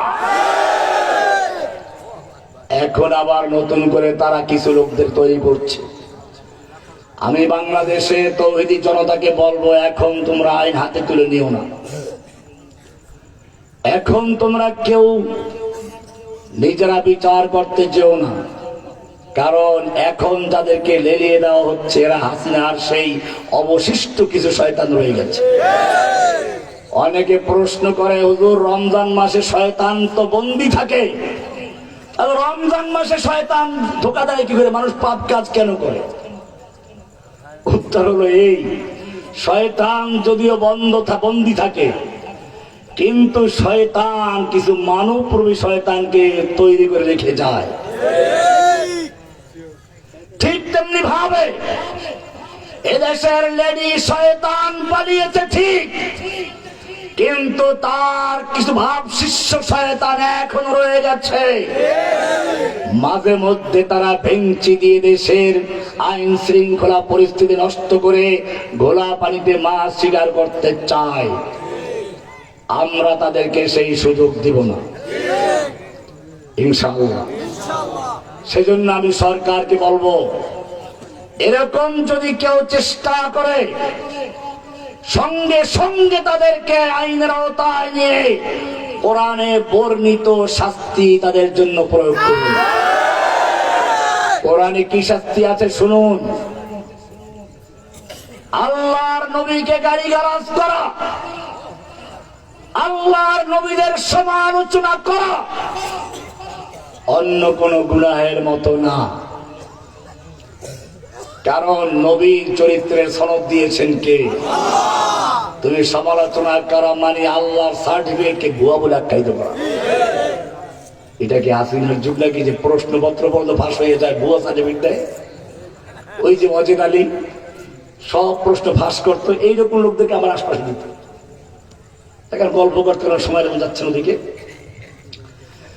আল্লাহ সুবহানাহু ওয়া তাআলা পরিষ্কার করে বলেছেন সূরা আহজাব 33 নম্বর সূরার 60 এবং 61 নম্বর আয়াত, ভালো করে শুনুন আল্লাহ কি বলছেন। লা ইল্লাম ইয়ানতাহিল মুনাফিকুনা ওয়াল্লাযীনা ফী কুলুবিহিম মারাদ لئن لم ينتهي المنافقون والذين في قلوبهم مرض والمرجفون في المدينة হে নবী, যারা মুনাফিক এবং যাদের অন্তরে নেফাকি রোগ আছে, ইসলাম বিদ্বেষী রোগ আছে, ইসলামকে বরদাস্ত করতে পারে না। দেখেন না, রমজান মাস আসতে পরে খেজুরের দাম বাড়াই দেয়, হজের সময় আসতে পরে বিমান টিকিটের মূল্য বাড়াই দেয়। এত বিদ্বেষ, খেজুর দিয়ে ইফতার করা পর্যন্ত সহ্য হয় না, সেই জন্য বলে খেজুরের দাম বাড়িয়ে দেয়। বলে খেজুর দিয়ে ইফতার না করলে কি হয়, বড়ই দিয়ে ইফতার করার সমস্যা। এটা এমনি সাধারণ কথা না, এটা হচ্ছে আগুন জ্বলে, শয়তানের আগুন কি করে জ্বলতে থাকে। আল্লাহ বলছেন لئن لم ينتهي المنافقون والذين في قلوبهم مرض والمرجفون في المدينة মুনাফিক এবং যাদের অন্তরে ইসলাম বিদ্বেষী রোগ আছে, ওয়াল মুরজিফুনা ফিল মাদিনা, মদিনায় যারা গুজব রটায়, লা ইল্লাম ইয়ানতাহি, যদি এরা সব কাজ থেকে বিরত না থাকে, আল্লাহর নবীর নামে উচ্চারণা করতে বিরত না থাকে, লানুগরিয়ান্নাকা বিহিম, হে নবী আপনাকে আমি তাদের বিরুদ্ধে খেপিয়ে দেব, উত্তেজিত করে দেব। কে বলেছেন? আমি নাকি উত্তেজিত করে দিয়েছি? উত্তেজিত করছেন কে? এরপরে আল্লাহ বলছেন সুম্মা লা ইউজাবিরুনাকা ফিহা ইল্লা কালিলা। এরপরে তারা মদিনায় বেশি দিন থাকতে পারবে না, অল্প কিছুদিন থাকবে। 13 সাল থেকে 24 বছর ছিল, তাই না? আল্লাহ বলছেন কিছুদিন থাকবে। কিছু তো আল্লাহর কিছু, আমাদের কিছু না তো, সে কিছু এই কয় বছর আছে। আল্লাহ বলছেন সুম্মা লা ইউজাবিরুনাকা ফিহা ইল্লা কালিলা। এরপরে মজার শব্দ মালউনিন। যেই কয়দিন থাকবে সেই কয়দিন মালাউন হয়ে থাকবে। কি হয়ে থাকবে? মালাউন পর্যন্ত। মালউন কোন সময় মালাউন মানে মালউন অভিশপ্ত। মালউন মানে কি? লানত থেকে মালউন। আমরা মালাউন বলি, এটা মালাউন থেকে। মালউনিন, যেই কয়দিন থাকবে সেই কয়দিন সে মালাউন হয়ে থাকবে। তাই তো আমরা দেখতে পাইলাম দরবেশ বাবা শেষ পর্যন্ত পালাবার জন্য মালাউন হয়ে পালানো শুরু করেছিল। মালউনিন। এরপরে আল্লাহ বলছেন আইনামা সুকিফু। এবারে বলছেন, এবারে অপারেশন টেবিল হান্ট চলবে। কি চলবে? আইনামা সুকিফু, এদেরকে যেখানে পাওয়া যাবে উখিযু, পাকড়াও করা হবে। মাজহুল ব্যবহার করেছেন, প্যাসিভ ব্যবহার করেছেন। কোরআনের অন্য উসলুব হচ্ছে, অন্যান্য বিধানের ক্ষেত্রে আল্লাহ একটি ব্যবহার করেছেন, মারুফ ব্যবহার করেছেন। ওলামায়ে কেরাম বুঝবেন। যেমন চোরের হাত কাটা বিধান সম্পর্কে বলেছেন ওয়াসসারিকু ওয়াসসারিকাতু ফাকতাউ আইদিয়াহুমা। তোমরা হাত কেটে দাও। তোমরা মানে রাষ্ট্র, ইসলামী রাষ্ট্র হবে, তারপরে আদালত কায়েম হবে, কোরআনের আইনের মাধ্যমে হাত কাটবে। যেই কেউ চোরের হাত কাটতে পারবে না, কারণ চোরের হাত কাটার বিধান সাধারণ চোরদের জন্য না। আমাদের দেশে মানুষের একটা রোগ আছে, কোরআন থেকে দূরে সরাবার জন্য কোরআনের এমন কিছু বিধানকে সামনে নিয়ে আসে, পুরা সৌন্দর্যগুলো মেলান হয়ে যায়। চোরের হাত কাটার বিধান কি এত সোজা? ওমর রাদিয়াল্লাহু তাআলা আনহুর যুগে দেশে অভাব দেখা দিল। তিনি সব বিচারকদের কাছে ফরমান জারি করলেন, প্রজ্ঞাপন জারি করলেন, এখন থেকে যদি কোনো চোর ধরা পড়ে আর জানা যায় পেটের ক্ষুধার কারণে চুরি করেছে, খবরদার তার হাত কেটো না। বুঝা গেল ইসলাম চোরের হাত কাটার বিধান তখনই দেয় যখন যাকাত ভিত্তিক অর্থ ব্যবস্থা চালু করে, মানুষের অন্ন বস্ত্র বাসস্থানের পূর্ণ আয়োজন করে, চোরের আর কোনো প্রয়োজন নেই। যখন নিরাপত্তা দেয়, চুরির কোনো প্রয়োজন নেই। তারপরে যদি কেউ পেশাগত কারণে চুরি করে, তার হাত কাটার বিধান। বোঝা গেল এই চোরের হাত কাটার বিধান পেঁয়াজ চোর, আলু চোর, তেল চোর, লবণ চোর আর চাউল চোরের জন্য নয়। এই বিধান হচ্ছে ওই সমস্ত লোকদের জন্য যারা হাজার হাজার কোটি টাকা চুরি করে, বাংলাদেশের টাকা পাচার করে, বিদেশে বেগমপাড়া তৈরি করে, ভারতের ব্যাংকে জমা করে, এই 14টা ব্রিফকেস নিয়ে এদেশের ডলারগুলো নিয়ে গেল। এই সমস্ত বিএনপি চোরদের জন্য হাত কাটার বিধান। কেবল ইসলামের বিধান আসলে পাথর মারা আর চোরে হাত কাটার বিধান সামনে চলে আসে। পাথর মারা বিধান এত সোজা, আর আমি কোন দিক যাবো? মূল আলোচনার সামনে কোনো অন্য বিষয় নিয়ে, এইগুলো নিয়ে না, কিন্তু বিষয় যেহেতু আসছে। দেখেন, আল্লাহ নবীর কাছে একজন এসে বলছে ইয়া রাসূলুল্লাহ, আমি চুরি করেছি, আমি জিনা করেছি, আমাকে পবিত্র করুন। সে জানে ব্যভিচারিণী যদি কি হয়, বিবাহিত হয়, তাহলে পাথর ছিল হত্যা করার বিধান। আল্লাহ রাসূল মুখ ফিরিয়ে দিলেন। অপর পাশে গিয়ে একই কথা বললো। আল্লাহ রাসূল পিছন দিকে মুখ দিলেন, ওখানে গিয়ে বললো, সামনের দিকে বললেন, চারবার বললো। আল্লাহ রাসূল তারপরও তাকে সুযোগ দিতে যাচ্ছেন, বলছেন না, তুমি মনে হয় জিনা করো না, তুমি হয়তো অন্য কিছু করেছো। সে বললো না, আমি জিনা করেছি, আমার এই যে বাচ্চা পেটে। বলে আচ্ছা তাহলে চলে যাও, বাচ্চা হলে তারপরে তুমি অপরাধ করো, তোমার বাচ্চা তো অপরাধ করে না, বাচ্চা হলে তারপরে আসো। বাচ্চা হওয়ার পর আল্লাহ রাসূল চাচ্ছেন সে চলে যায়, তওবা করেছে। এরপরে এসে আবার যখন বাচ্চা হলো, চলে আসলো, ইয়া রাসূলুল্লাহ, আমি জিনা করেছি, আমাকে পবিত্র করুন। ঈমান কাকে বলে দেখছে? আমাকে পবিত্র করুন। আল্লাহ রাসূল বললেন যে দেখো, তোমার বাচ্চা হয়, তাকে দুধ পান করাতে হবে, যাও বাড়ি যাও, দুধ পান করাও। যখন দুধ ছেড়ে অন্য খাবার খাওয়া শুরু করবে, তারপরে আসো। এবারে ওই মহিলা বাচ্চা নিয়ে আসলো, বড় হয়ে গেছে। হাতে রুটি টুকরা রুটি খাচ্ছে, বলতেছি ইয়া রাসূলুল্লাহ, এই আমার বাচ্চা এখন বড় হয়ে গেছে, দুধ খাওয়ার প্রয়োজন হয় না, রুটি খেতে পারে, এই দেখেন রুটি খাচ্ছে, প্রমাণ সহ আসলো। আল্লাহ রাসূল সাল্লাল্লাহু আলাইহি ওয়াসাল্লাম তাকে এবারে আল্লাহর বিধান, এটাও মনে রাখবেন, আল্লাহর বিধান কায়েমের ক্ষেত্রে মায়া করা যাবে না। এই যে অপারেশন ডেভিল হান্ট চলছে, আমি বলবো শয়তান যেখানে যেখানে লুকিয়ে আছে, খবরদার এই শয়তান দিকে আশ্রয় দিবে না। সেটা তো আত্মীয় হোক, যত আপনজন হোক, খবরদার শয়তানগুলোকে বের করে তারপরে পরিষদে দিতে হবে। এ ব্যাপারে কোন রকম মায়া করা যাবে না। ওই মহিলা এবারে পাথর ছুঁড়ে হত্যা করা হচ্ছে, একটু রক্ত কারো গায়ে ছিটে আসছে, সে একটু ঘৃণা প্রকাশ করলো। আল্লাহর রাসূল সাল্লাল্লাহু আলাইহি ওয়াসাল্লাম যখন জানতে পারলেন, বললেন এই তুমি ঘৃণা করছো, জেনে রাখো লাকাদ তাবা তাওবাতান, সে তো এমন তওবা করেছে, তার তওবার সওয়াব যদি গোটা মদিনাবাসীকে বন্টন করে দেওয়া হয়, গোটা মদিনাবাসীর মাগফিরাতের জন্য, গোটা মদিনাবাসীর জান্নাতে যাওয়ার জন্য যথেষ্ট হয়ে যায়। ইসলাম এই চুরি করার হাত বিধান এগুলো বলে না, এগুলো অনেক কঠিন বিষয়, কিন্তু আমরা এইগুলোকে সামনে নিয়ে আসি। অথচ ইসলাম কোরআন দিয়েছে ন্যায় বিচার প্রতিষ্ঠার জন্য। কিসের জন্য? আমরা খুতবায় জুমার দিন সবসময় একটা বাক্য শুনি, ইন্নাল্লাহা ইয়া'মুরুকুম বিল আদল। নিশ্চয় আল্লাহ ইনসাফের হুকুম দিয়েছেন। কিসের হুকুম? ন্যায় বিচার প্রতিষ্ঠা হুকুম দিয়েছে। এটা বুঝতে হবে। কুফাররা কোরআনের যে সমস্ত আইনের উপরে আপত্তি করে, প্রশ্ন করে শয়তানের মতো, সেগুলোর জবাব আছে। বিস্তারিত বলতে অনেক সময় সবচেয়ে বেশি আপত্তি করে কোরআনের সূরা নিসার 11 নম্বর আয়াত নিয়ে। সেখানে কি আছে? ইউসিকুমুল্লাহু ফি আওলাদিকুম লিযযাকারি মিসলু হাযযিল উনসায়াইন।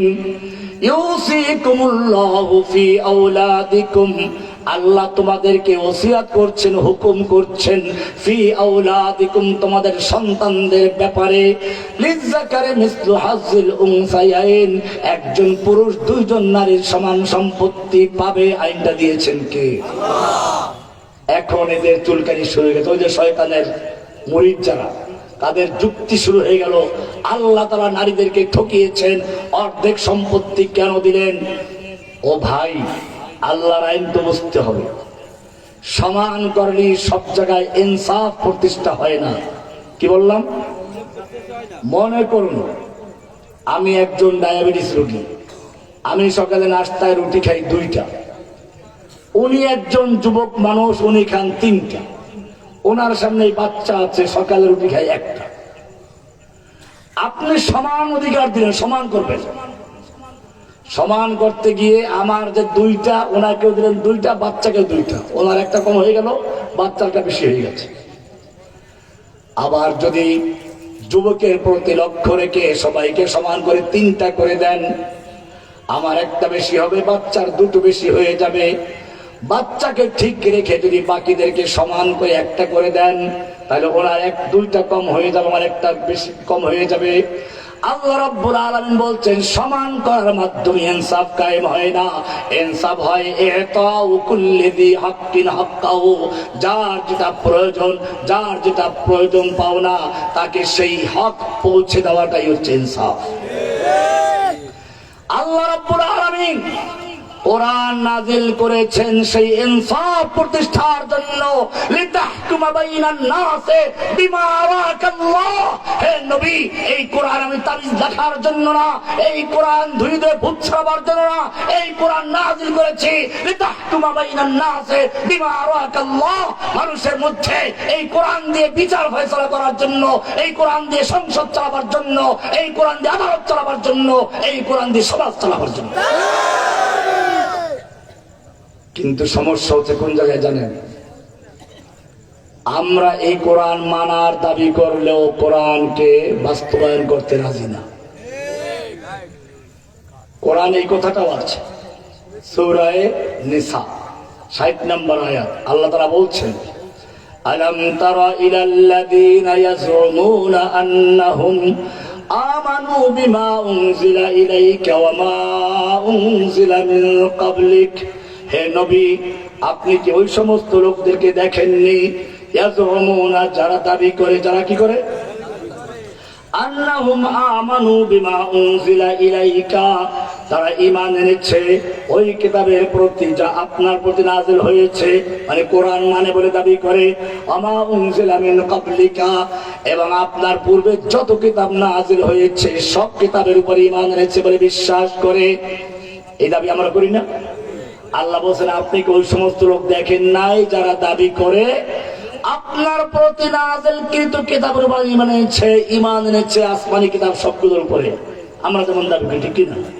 এরপর আল্লাহ বলছেন ইউরিদুনা ইয়াতাহাকামু ইলা তাগুত, কিন্তু এই লোকগুলোকে যদি বলা হয় যদি কোরআন বিশ্বাস করো, তুমি নাকি কোরআন পড়া ছাড়া ফজরের পরে কোনো কাজ শুরু করো না, তাহাজ্জুদ না পড়লে তোমার নাকি ঘুম হয় না, আগে বলি না নাকি?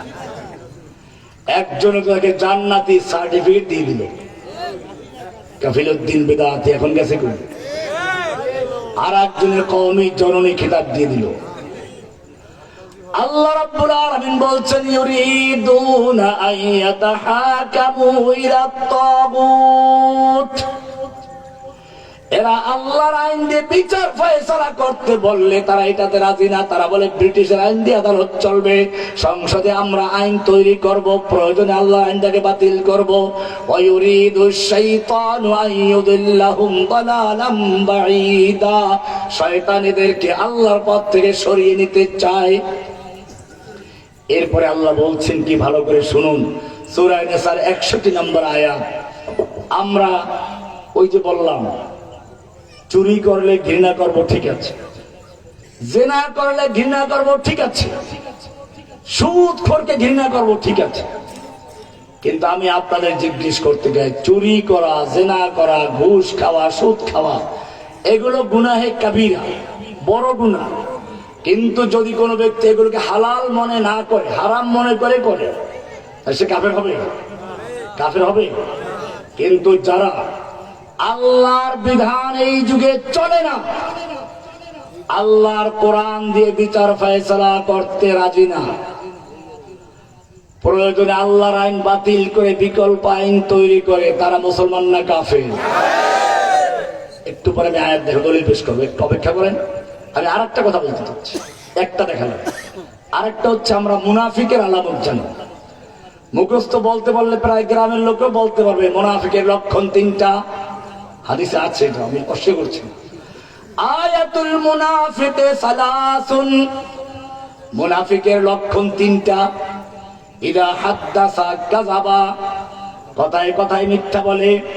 ওয়া ইদা ওয়াদা আখলাফা, ওয়াদা করলে খিলাফ করে। ওয়া ইদা তুমিনা খানা, আমানত রাখলে খেয়ানত করে। কয়টা হইছে? আর এক হাদিস, আরবাউন মান কুন্না ফীহি, 4টা বৈশিষ্ট্য, 4টা আলামত, 4টা লক্ষণ যদি কারো মধ্যে পাওয়া যায়, কানা মুনাফিকান খালিসান, সে একেবারে খালিস মুনাফিক, পিওর মুনাফিক। কয়টা? ওই আগের 3টার সাথে আরেকটা যোগ হবে। ওয়া ইযা খাসামা ফাজারা, ঝগড়া লাগলে, বিতর্ক লাগলে অশ্লীল গালিগালাজ শুরু করে। কয়টা হলো? কিন্তু আমি আপনাদেরকে বলি, এই যে মুনাফিকের লক্ষণ, এই লক্ষণ পাওয়া গেলেই মুনাফিক হওয়া জরুরি না। লক্ষণ পাওয়া গেলে মুনাফিক বলা বা মুনাফিক হওয়া জরুরি নয়। কিরকম মনে করুন, এই বাচ্চা মনে করেন বয়স 8-10 বছর হবে, ও তার মামাকে দেখে নেয়, মামা বিদেশ থেকে এয়ারপোর্টে নামবে, আসবে, বাবার হাত ধরে চলে গেছে এয়ারপোর্ট। বাবাকে জিজ্ঞেস করে, আব্বু তোমার শালা দেখতে কেমন? তো বাপ বললো, তোমার বাপের শালা দেখতে কালা। ওর বাপের শালা দেখতে কালা। এখন বাচ্চা কি করে? বাচ্চা এখন যারে দেখে কালা, এয়ারপোর্ট থেকে হাফসি বের হচ্ছে, আফ্রিকানরা বের হচ্ছে, যারে দেখে কালা দৌড় দিয়ে কয়, তুই আমার বাপের শালা, তুই যে কালা। কালা হইলে শালা হবে? শালা হইতে হলে কি লাগবে? কিন্তু কালা হইলেই কিনা, এটা মনে রাখবে। শুধু মুনাফিকের লক্ষণের ব্যাপারে না, এই যে আমাদের দেশে একদল আছে হুরজে, এই কিয়ামত এসে গেছে, 24 সালে এটা হবে, ইমাম মাহদী বের হয়ে গেছে। আসেন একবার, এই বেটা আল্লাহর নবী যেইটার নির্ধারিত কোনো সময় বয়ান করেন নাই, তুই সময় নির্ধারণ করতে গিয়ে আল্লাহর নবী বলেন নাই 2024 সালে ইমাম মাহদী আসবে। আল্লাহ নবী বলেছেন আসবে। আল্লাহ নবী বলেছেন গাজওয়াতুল হিন্দ হবে। কবে হবে তা বলেছেন নাকি? আমরা লক্ষণ দেখতে পাচ্ছি। এখন বলে দিলাম কি গাজওয়াতুল হিন্দ 25 সালে শুরু হয়ে যাবে। আমরা ইমাম মাহদীর সৈনিক হয়ে গেছি। আছে না কিছু? আমি পরিষ্কার বলে দেই, আমার বক্তব্যকে ব্যবহার করে ভুল কাজ করি না, জিহাদ করি। আমি কি এই জিহাদের দাওয়াত দিয়েছি যে তুমি একটা পুলিশ বক্সে গিয়ে পটকা মারলাম মুজাহিদ হয়ে গেছে? তুমি হলিয়াটিরা হামলা করলাম মুজাহিদ হয়ে গেছে?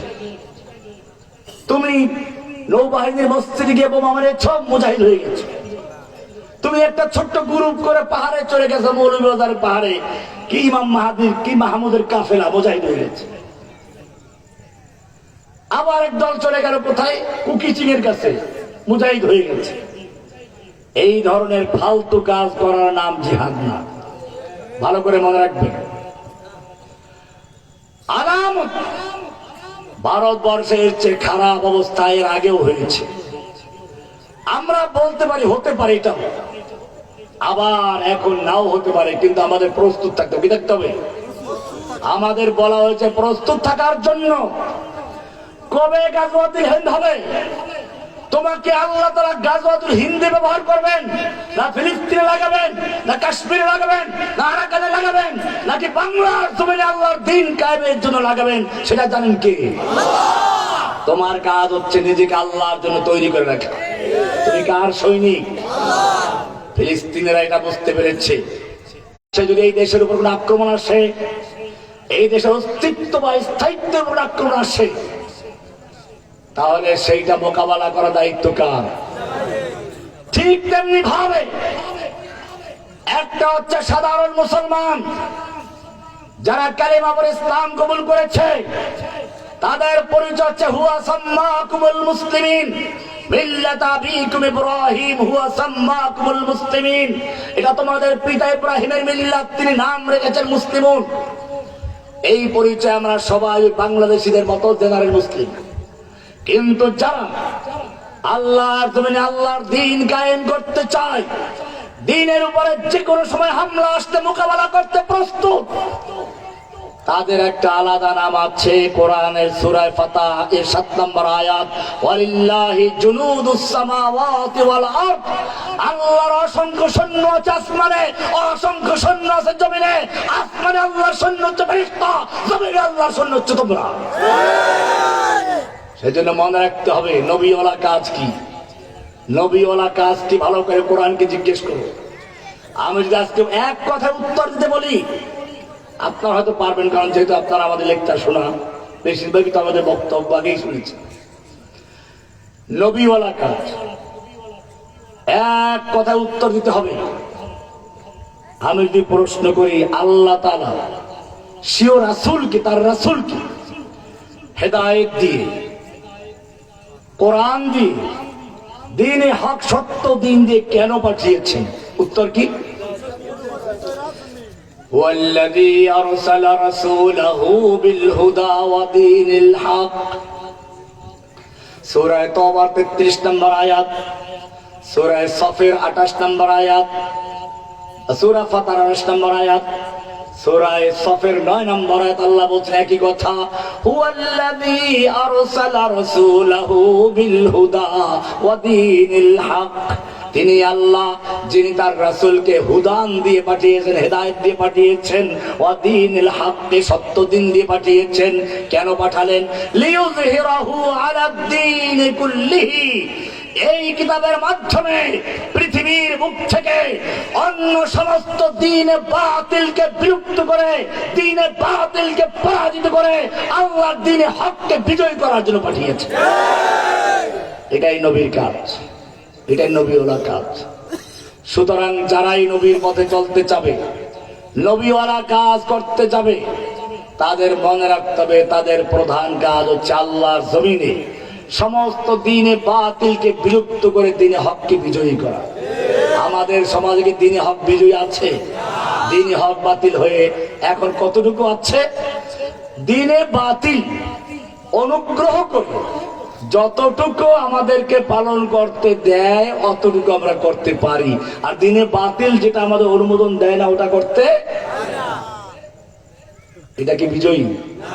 কোরআন এবারে শুনুন, কোরআন কি বলছে এইবারে ফেরে। আমি বলছিলাম যে এই যতক্ষণ যে মুনাফিকের লক্ষণ বলেছি, এই লক্ষণ পাওয়া গেলে মুনাফিক হওয়া জরুরি না। এখান থেকে আমি আরো কিছু কথা বলে দিলাম। আলামত, কিয়ামতের আলামত, ইমাম মাহদী আসার আলামত, ভাই যে দাজ্জালের আলামত, আলামত পাওয়া যাবে। আপনাকে আমাকে প্রস্তুত থাকতে হবে, কিন্তু আপনি নির্ধারণ করে বলবেন এই 25 সালে এটা হবে, 23 সালে এটা হবে, 26 না হলে আবার ঘুরাইবেন। এই সমস্ত শয়তানের কাজ। কার কাজ? এটা আরেক শয়তান, এটা আরেক দাজ্জাল। আমি আলোচনা করছিলাম মুনাফিকের লক্ষণ নিয়ে। এইগুলো হচ্ছে সাধারণ মুনাফিকের লক্ষণ। এবারে ভিআইপি মুনাফিকের লক্ষণ শুনেন। কোরআনের সূরা নিসা 61 নম্বর আয়াত আল্লাহ বলছেন, وَإِذَا قِيلَ لَهُمْ تَعَالَوْا إِلَى مَا أَنزَلَ اللَّهُ وَإِلَى الرَّسُولِ, যখন এই লোকগুলোকে বলা হয় আসো, তাআলাও আসো, ইলা মা আনজালাল্লাহু, আল্লাহ যা নাযিল করেছেন সেই কিতাবের মাধ্যমে রাষ্ট্র চালাই, আদালত চালাই, সংসদ চালাই, এই সমাজ চালাই, পরিবার চালাই, ওয়া ইলার রাসূল, রাসূলের সুন্নাহ দিয়ে সংসদ চালাই, আদালত চালাই। যখন এদেরকে এই কথা বলা হয়, রাআইতাল মুনাফিকিনা, আপনি এই মুনাফিক গুলোকে দেখবেন। কে বলেছেন মুনাফিক? রাআইতাল মুনাফিকিনা, আপনি এই মুনাফিক গুলোকে দেখবেন। ইয়াসুদ্দুনা আনকা সুদুদা, তারা আস্তে করে মাথাটা ঝুঁকে অন্যদিক চলে যাচ্ছে। এই মুনাফিক কোন মুনাফিক বুঝতে পেরেছেন তো? যারা আল্লাহর জমিনে আল্লাহর দ্বীন কায়েমের ক্ষেত্রে বাধার সৃষ্টি করে, রাষ্ট্রীয় ভাবে আল্লাহর দ্বীন প্রতিষ্ঠার ক্ষেত্রে যারা অপছন্দ করে। এমনি কোরআন মানি ঠিক আছে, কিন্তু কোরআনের রাজনীতি করা যাবে না। কোরআন দিয়ে আদালত চলবে না, কোরআন দিয়ে সংসদ চলে না। এই ধরনের চিন্তা ভাবনা যারা করে, আল্লাহ বলেছেন রাআইতাল মুনাফিকিনা ইয়াসুদ্দুনা আনকা সুদুদা, এই মুনাফিকগুলোকে দেখবেন আস্তে করে ঘাড়টা নিচু করে তারা ওখান থেকে চলে যায়, এড়াইয়া যায়, তারা এগুলোর কোনো আর কানে নেয় না। এইবারে আল্লাহ বলছেন সূরা নিসার 65 নম্বর একটা সুন্দর একটা বলেন, ফালা ওয়া রাব্বিকা লা ইউমিনুন, ফালা ওয়া রাব্বিকা লা ইউমিনুন, না, আপনার রবের কসম, ওরা যতই দাবি করুক তাহাজ্জুদ গুজার, ওরা যতই দাবি করুক কোরআন পড়া ছাড়া ফজর করে না, ওদের পক্ষে যত মোল্লা মৌলবী ফতোয়া দেও, জান্নাতি বলে সনদ দেও, ওদেরকে কওমের জননী খিতাব দেখ, যাই করুক না কেন, এমনকি যদি দরবেশ বাবার লম্বা দাড়ি দেখো ধোকা খেও না। ফালা ওয়া রাব্বিকা লা ইউমিনুন, না, ওরা মুমিন নয়। হাত্তা ইউহাক্কিমুকা, যতক্ষণ পর্যন্ত হাত্তা ইউহাক্কিমুকা ফীমা শাজারা বাইনাহুম, তাদের পারস্পরিক মামলা মোকদ্দমার ক্ষেত্রে, বিচার ফয়সালার ক্ষেত্রে আপনার আদালতে বিচার ফয়সালা না নিয়ে আসবে, কোরআনের কাছে বিচার ফয়সালা না নিয়ে আসবে, আল্লাহর বিধান অনুযায়ী বিচার ফয়সালা না করবে, সুম্মা লা ইয়াজিদু ফি আনফুসিহিম হারাজাম মিম্মা কাদাইতা, অতঃপর কোরআন যে সিদ্ধান্ত দিবে, কোরআন যে আইন দিবে, কোরআন যে বিধান দিবে, এই বিধানের বিরুদ্ধে কোনো যুক্তি পেশ করবে না, শয়তানের মতো বলবে না আমি ভালো, এটা ভালো না, আমার যুক্তি আছে। কোরআনের বিরুদ্ধে তার মনের মধ্যে কোনো সংশয় থাকবে না, দ্বিধাদ্বন্দ্ব থাকবে না, কোন রকম ভাবে তার নেগেটিভ কোনো চিন্তা থাকবে না। ওয়ায়ুসাল্লিমু তাসলিমা, সম্পূর্ণভাবে আনুগত্যের সঙ্গে মাথা ঝুঁকিয়ে না দেওয়া পর্যন্ত আল্লাহর কসম সে মুমিন হতে পারে না। কে বলেছে?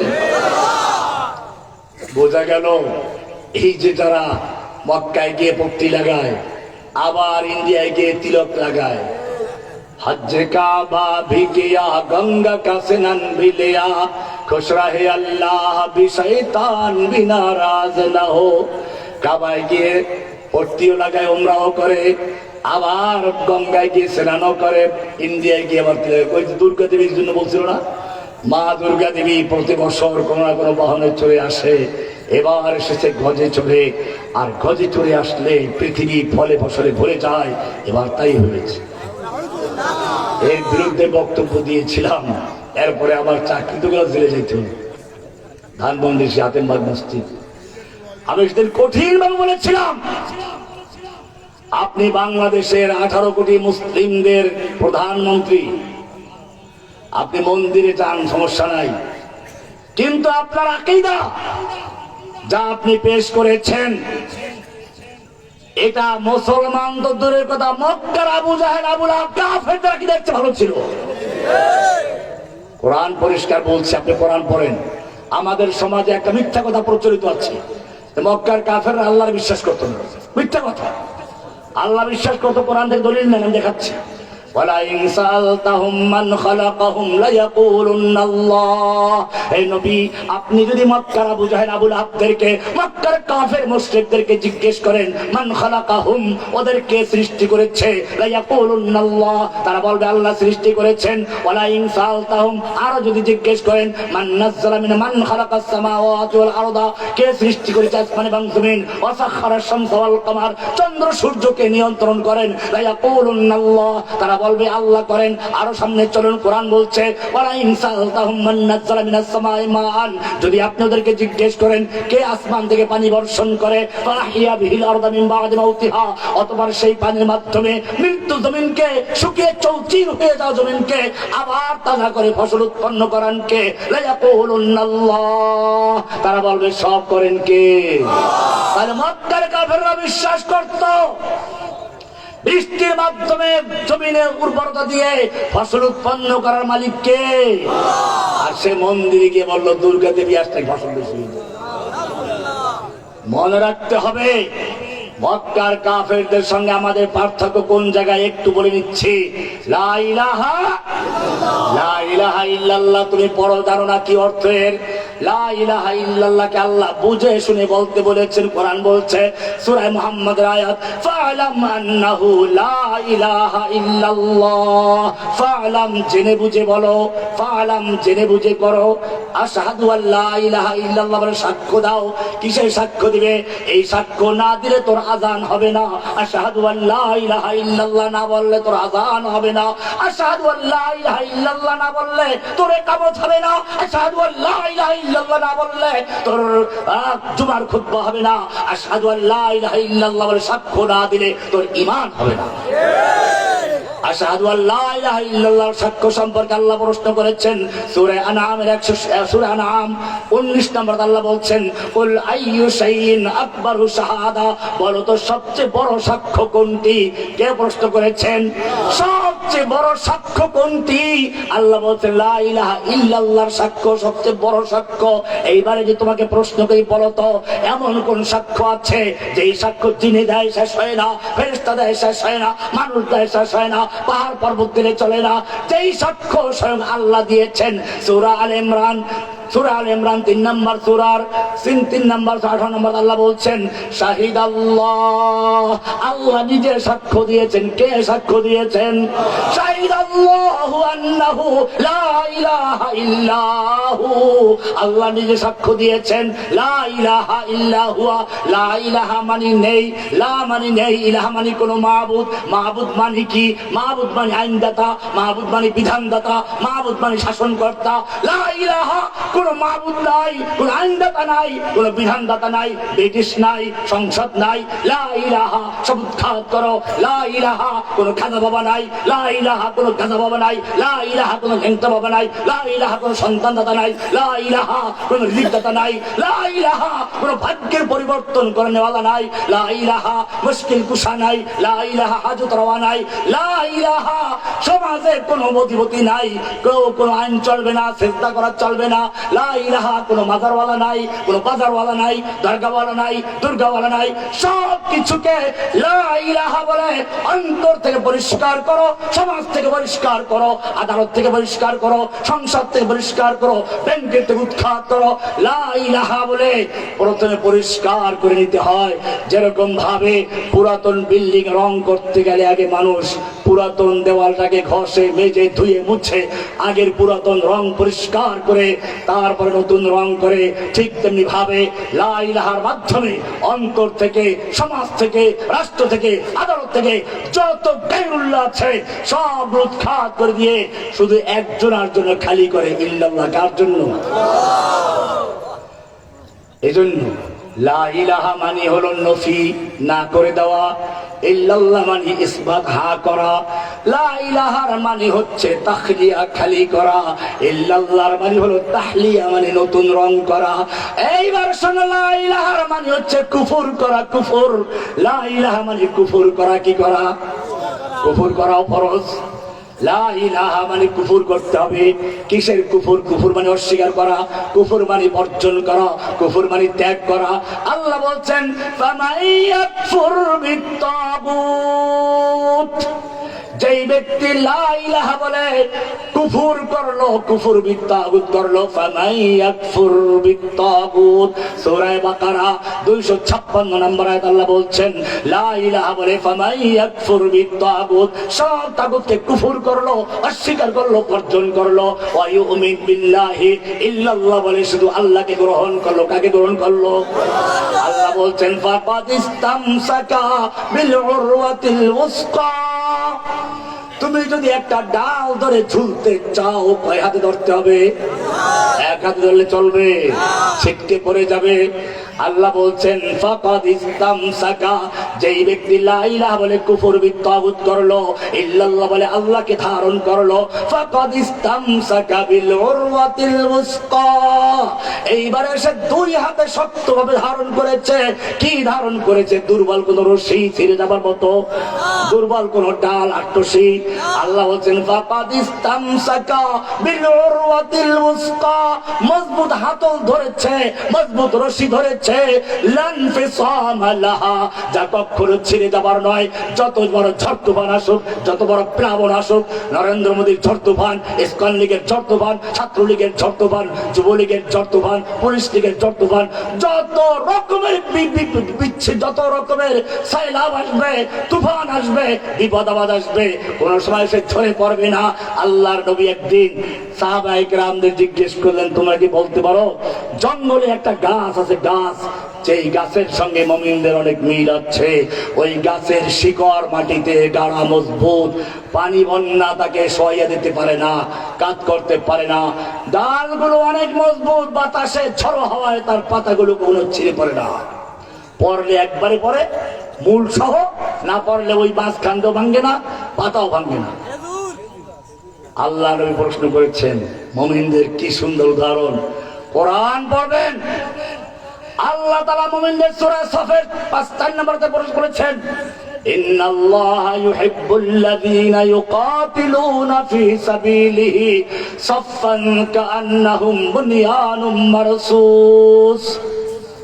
মুমিনদেরকে বলতে আল্লাহ ভালোবাসেন ওই সমস্ত মুমিনদেরকে যারা আল্লাহর রাস্তায় যুদ্ধ করে যেন সীসা গলানো প্রাচীর। কিসের প্রাচীর? ইটের প্রাচীর বলেননি। কারণ কি জানেন? কোরআন বুঝবেন ভালো করে, পড়বেন, বুঝে শুনে পড়বেন, মজা লাগে। বুনিয়ানুম মারসুস, সীসা গলানো প্রাচীরের বৈশিষ্ট্য হচ্ছে ওই প্রাচীর পড়লে পুরোটা পড়বে, না পড়লে পুরো দাঁড়িয়ে থাকবে, অর্ধেক ভাঙবে, অর্ধেক থাকবে, তা হতে। ইটের প্রাচীর অর্ধেক ভাঙ্গে, অর্ধেক হতে পারে, কিন্তু যেটা একেবারে সীসা গলানো প্রাচীর, এটা কি অর্ধেক ভাঙবে? থাকলে পুরোটা দাঁড়িয়ে থাকবে, পড়লে পুরোটা। আল্লাহ তাআলা বুঝালেন, ইন্নাল্লাহা ইউহিব্বুল্লাযীনা ইউকাতিলুনা ফী সাবিলিহি সাফফান কাআন্নাহুম বুনয়ানুম মারসুস, যেন তারা সীসা গলানো প্রাচীর, যারা কাতারবন্দি হয়ে আল্লাহর রাস্তায় যুদ্ধ করে, যেন তারা সীসা গলানো প্রাচীর। এই মুমিনদেরকে আল্লাহ ভালোবাসেন। বোঝা গেল খেজুর গাছের কথা আল্লাহ রাসূল বলেছেন যে তার শিকড় গুলো মাটিতে গাড়া, উপরে ডালগুলো শক্ত, পাতাগুলো ঝরে পড়ে না। কোরআনই বলা সেটা।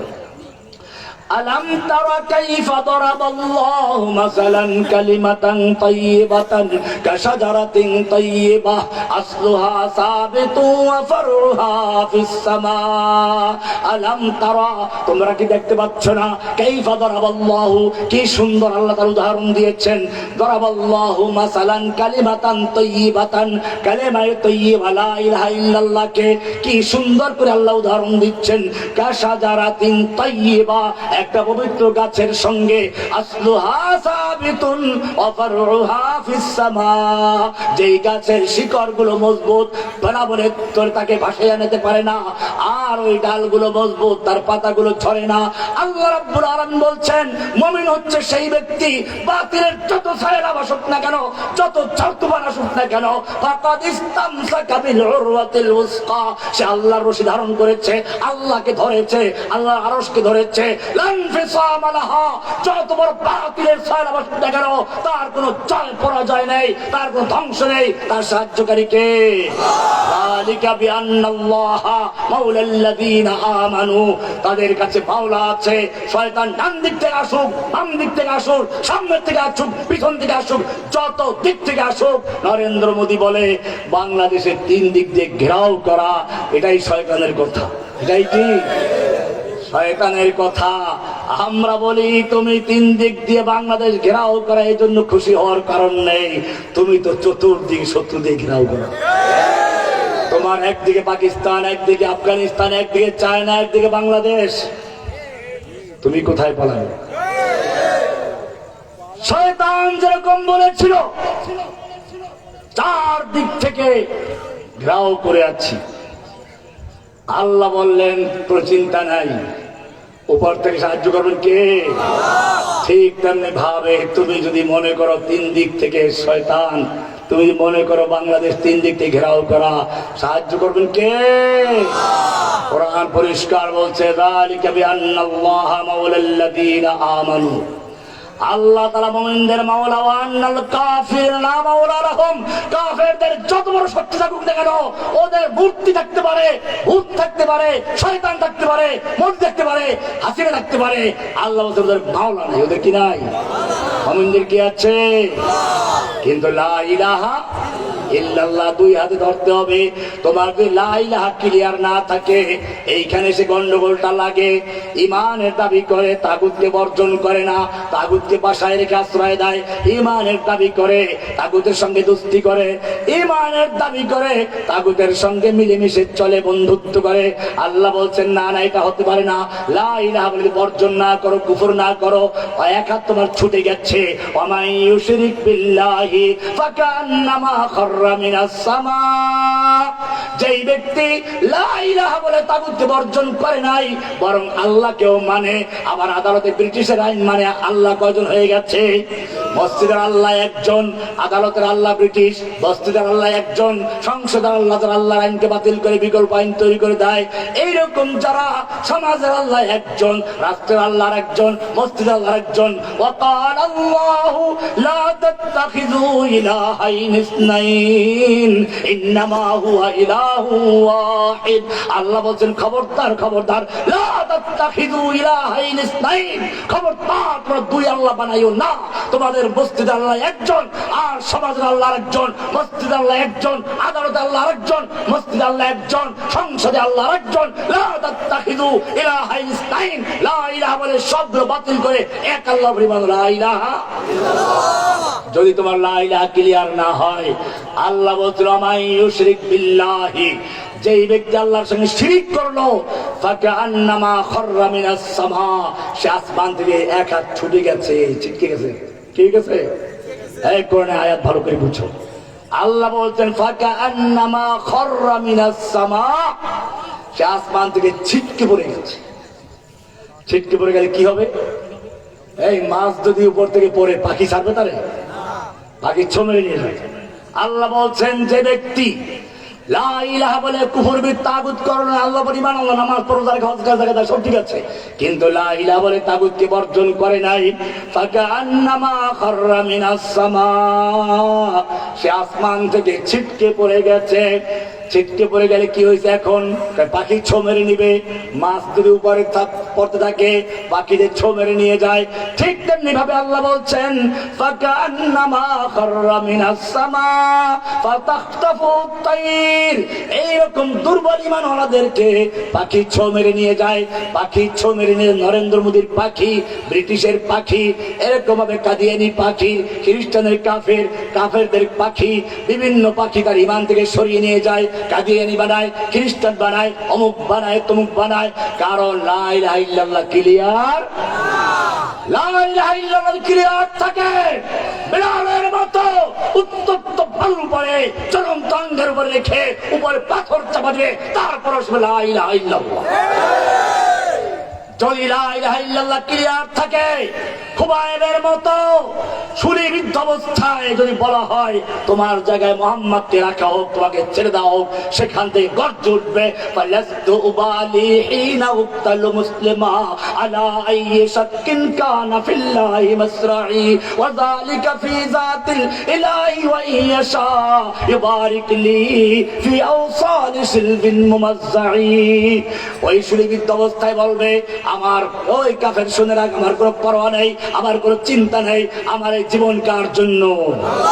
লা ইলাহা ইল্লাল্লাহ। এটার নামে এক তাওহীদ। এটার নাম কি? তাওহীদের দুই রকম, ভালো করে শুনে রেখো। কয় রকম? তাওহীদের কয় রকম? দুইটার একটা হলে চলবে। লা ইলাহা মানে কুফর বিত্তাগুত। জোরে বলো, কি বললাম? একটা হচ্ছে কুফর বিত্তাগুত, আর একটা ইল্লাল্লাহ মানে ঈমান বিল্লাহ। কয়টা হলো? তাওহীদের দুই রকম। কি কি? কুফর বিত্তাগুত, ঈমান বিল্লাহ। কয়টা হলো? তাওহীদের কয় রকম? কুফর বিত্তাগুত, ঈমান বিল্লাহ। এরপরে আমার বই আছে, এই তাগুত কি জিনিস, তাগুতের উইকিলিগুলোর উপর বই আছে, গাড়িতে পাওয়া যাবে, পালে নিয়ে যাইয়েন। যাই হোক, বলছিলাম কুফর বিত্তাগুত, ঈমান বিল্লাহ কয়টা রকম হলো? তাওহীদের দুই রকম। এই দুইটা যদি তোমার থাকে, তোমার এক আছে, এক লোক শূন্য শূন্য লিখতে লিখতে ভরে ফেলে কোনো মূল্য আছে? আগে একটা এক লিখলে এক, তারপরে এক শূন্য কত হয়ে গেছে? আর এক শূন্য কত হবে? আর এক শূন্য কত হবে? এখন যত শূন্য বাড়বে একের মূল্য ঠিক তেমনি ভাবে তোমার তাওহীদ ক্লিয়ার আছে, এরপরে তুমি নামাজ, রোজা, হজ, যাকাত যা করো সুন্দর মতো মূল্য বাড়বে। তাওহীদ নাই, তোমাকে কুত্তায় এসে ঠিক পেশাব করবে, ঠিক কিনা? ইন্ডিয়া ছো মারবে, তুমি তখন ইন্ডিয়ান হয়ে যাইবা। নাস্তিক রাশিয়া ছো মারবে, তুমি নাস্তিক হয়ে যাইবা। আবার কাদিয়ানি ছো মারবে, কাদিয়ান হয়ে যাইবা। তাওহীদ की अमानत सीनों में है हमारे, आशा नहीं मिटाना नाम निशा। তাওহীদ এটা এরকম, একজন লোক রাস্তায় একটা সুন্দরী মেয়ে তার পছন্দ হয়েছে, ধরে নিয়ে আসছে, এনে তাকে উযু করেছে, গোসল করায়, নামাজ পড়ায়, রোজা রাখে, হজ করায়, যাকাত দেওয়ায়, উমরা করতে নিয়ে যায়, হালাল রুজি খাওয়ায়, কঠোর শরিয়া মেনে ঘর সংসার করে, কিন্তু বিয়ে করে নাই। কি করে নাই? কি করে নাই? কোন মূল্য আছে? আগে কি করতে হবে? তারপরে তুমি হালাল রুজি খাওয়াও, যা করো, ঠিক কিনা? এটা হচ্ছে লা ইলাহা। আগে বিয়ে করো, বিয়ে যেমন বুঝে শুনে কবুল করতে হয়, ঠিক তেমনি ভাবে লা ইলাহা ইল্লাল্লাহর সাক্ষী বুঝে শুনে দিয়ে ইসলাম কবুল করতে হয়। লা ইলাহার সাক্ষী দিয়ে কি করতে হয়? বুঝে শুনে ইসলাম কবুল করতে হয়। ইসলাম যদি কবুল করে থাকো তাহলে তুমি মুসলিম, আর কবুল না করলে তুমি মুসলিম না। ওই যে বিয়ে করা ছাড়া কঠোর শরিয়া মেনে ঘর সংসার করছে, তোমার কোনো মূল্য নেই। সেই জন্য মনে রাখতে হবে, আল্লাহ সুবহানাহু ওয়া তাআলা যুগে যুগে এই লা ইলাহা ইল্লাল্লাহর উপরে যারা চলে তাদেরকে পরীক্ষা করেন। কি করেন? ইব্রাহিম আলাইহিস সালাম পরীক্ষা দিয়েছেন, পরীক্ষার আগে কি আল্লাহ তাকে ইমাম বানাইছেন? কোরআনে পরিষ্কার আছে, ওয়াইদিবেতালা ইব্রাহিম রাব্বুহু বিকালিমাতিন ফাতাম্মাহুন্না ক্বালা ইন্নী জাইলুকা লিন-নাসি ইমামা। আল্লাহ তাআলা বলছেন ওয়াইদ বিতালা ইব্রাহিম রাব্বুহু, ইব্রাহিম আলাইহিস সালামকে আল্লাহ তাআলা পরীক্ষা করেছেন সন্তান না দিয়ে, পরীক্ষা করেছেন বুড়া বয়সে সন্তান দিয়ে, জবাই করার হুকুম দিয়ে, পরীক্ষা করেছেন আগুনের সামনে দাঁড় করিয়ে। আল্লাহ তাআলা দেখাতে চান স্বর্ণ যদি সুন্দরী নারীর গলার হার হতে চায়, অলংকার হতে চায়, তাকে আগুনে পোড়া খেতে হয়, হাতুড়ির বাড়ি খেতে হয়, তারপরে অলংকার হয়। ঠিক তেমনি ভাবে তুমি যদি সত্যিকার অর্থে আল্লাহর দ্বীনের সৈনিক হতে চাও, আল্লাহর জান্নাতের অলংকার হতে চাও, আল্লাহর জমিনে আল্লাহর দ্বীন কায়েম করার জন্য লিডার হতে চাও, আল্লাহ বলছেন ওয়াইদ বিতালা ইব্রাহিম রাব্বুহু বিকালিমাতিন ফাতাম্মাহুন্না। সূরা বাকারা 124 নম্বর আল্লাহ বলছেন ইব্রাহিমকে পরীক্ষা করলাম, ফাতাম্মাহুন্না, পরীক্ষায় পাস করেছে, আগুনে পোড়া খেয়েছে, এইবারে পরীক্ষায় পাস করলো, আগুনে পোড়া খেলো। ক্বালা ইন্নী জাইলুকা লিন-নাসি ইমামা, ও ইব্রাহিম আমি তোমাকে ইমাম বানাবো, ইমাম লিডার বানাবো, জাতির জন্য ইমাম বানাবো, তুমি পরীক্ষায় পাস করেছো। ইব্রাহিম বলল আল্লাহ শুধু আমাকে কেন, ওয়ামিন যুররিয়াতি, আমার সন্তানদের মধ্য থেকেও একদল তুমি ইমাম বানাও। আল্লাহ বলছেন লা ইয়ানালু আদিজ জালিমিন, তোমার সন্তানদের মধ্য থেকে যারা দালালি করবে, কওমি জননী ঘোষণা করবে, যারা দালালি করে কোন নাস্তিক মুরতাদকে জান্নাতি বলবে, লা ইয়ানালু আদিজ জালিমিন, আমি তাদেরকে আমার নেতৃত্বের মুকুট পরাবো না। যারা সত্যিকার অর্থে যুগে যুগে পরীক্ষা দিয়ে উত্তীর্ণ হবে, আগুনের পোড়া খেবে, আবু সাইদের মতো বুক টান করে দিবে গুলির সামনে, আমি তাদেরকে নেতৃত্ব দান করব। তন্দিয়ে বাদ মুখালিফ সিনা ঘবরায়ো কম। ওহে যুবক, আজকে আমি যখন আসলাম দেখলাম মাহফিলের অনেক যুবকরা মাশাআল্লাহ একটু অসুস্থ আসলে, কিন্তু ওদেরকে দেখে বোধহয় একটু সুস্থতা আসছে, আজকে বয়ান করতে পারবো চিন্তাও করে আসে।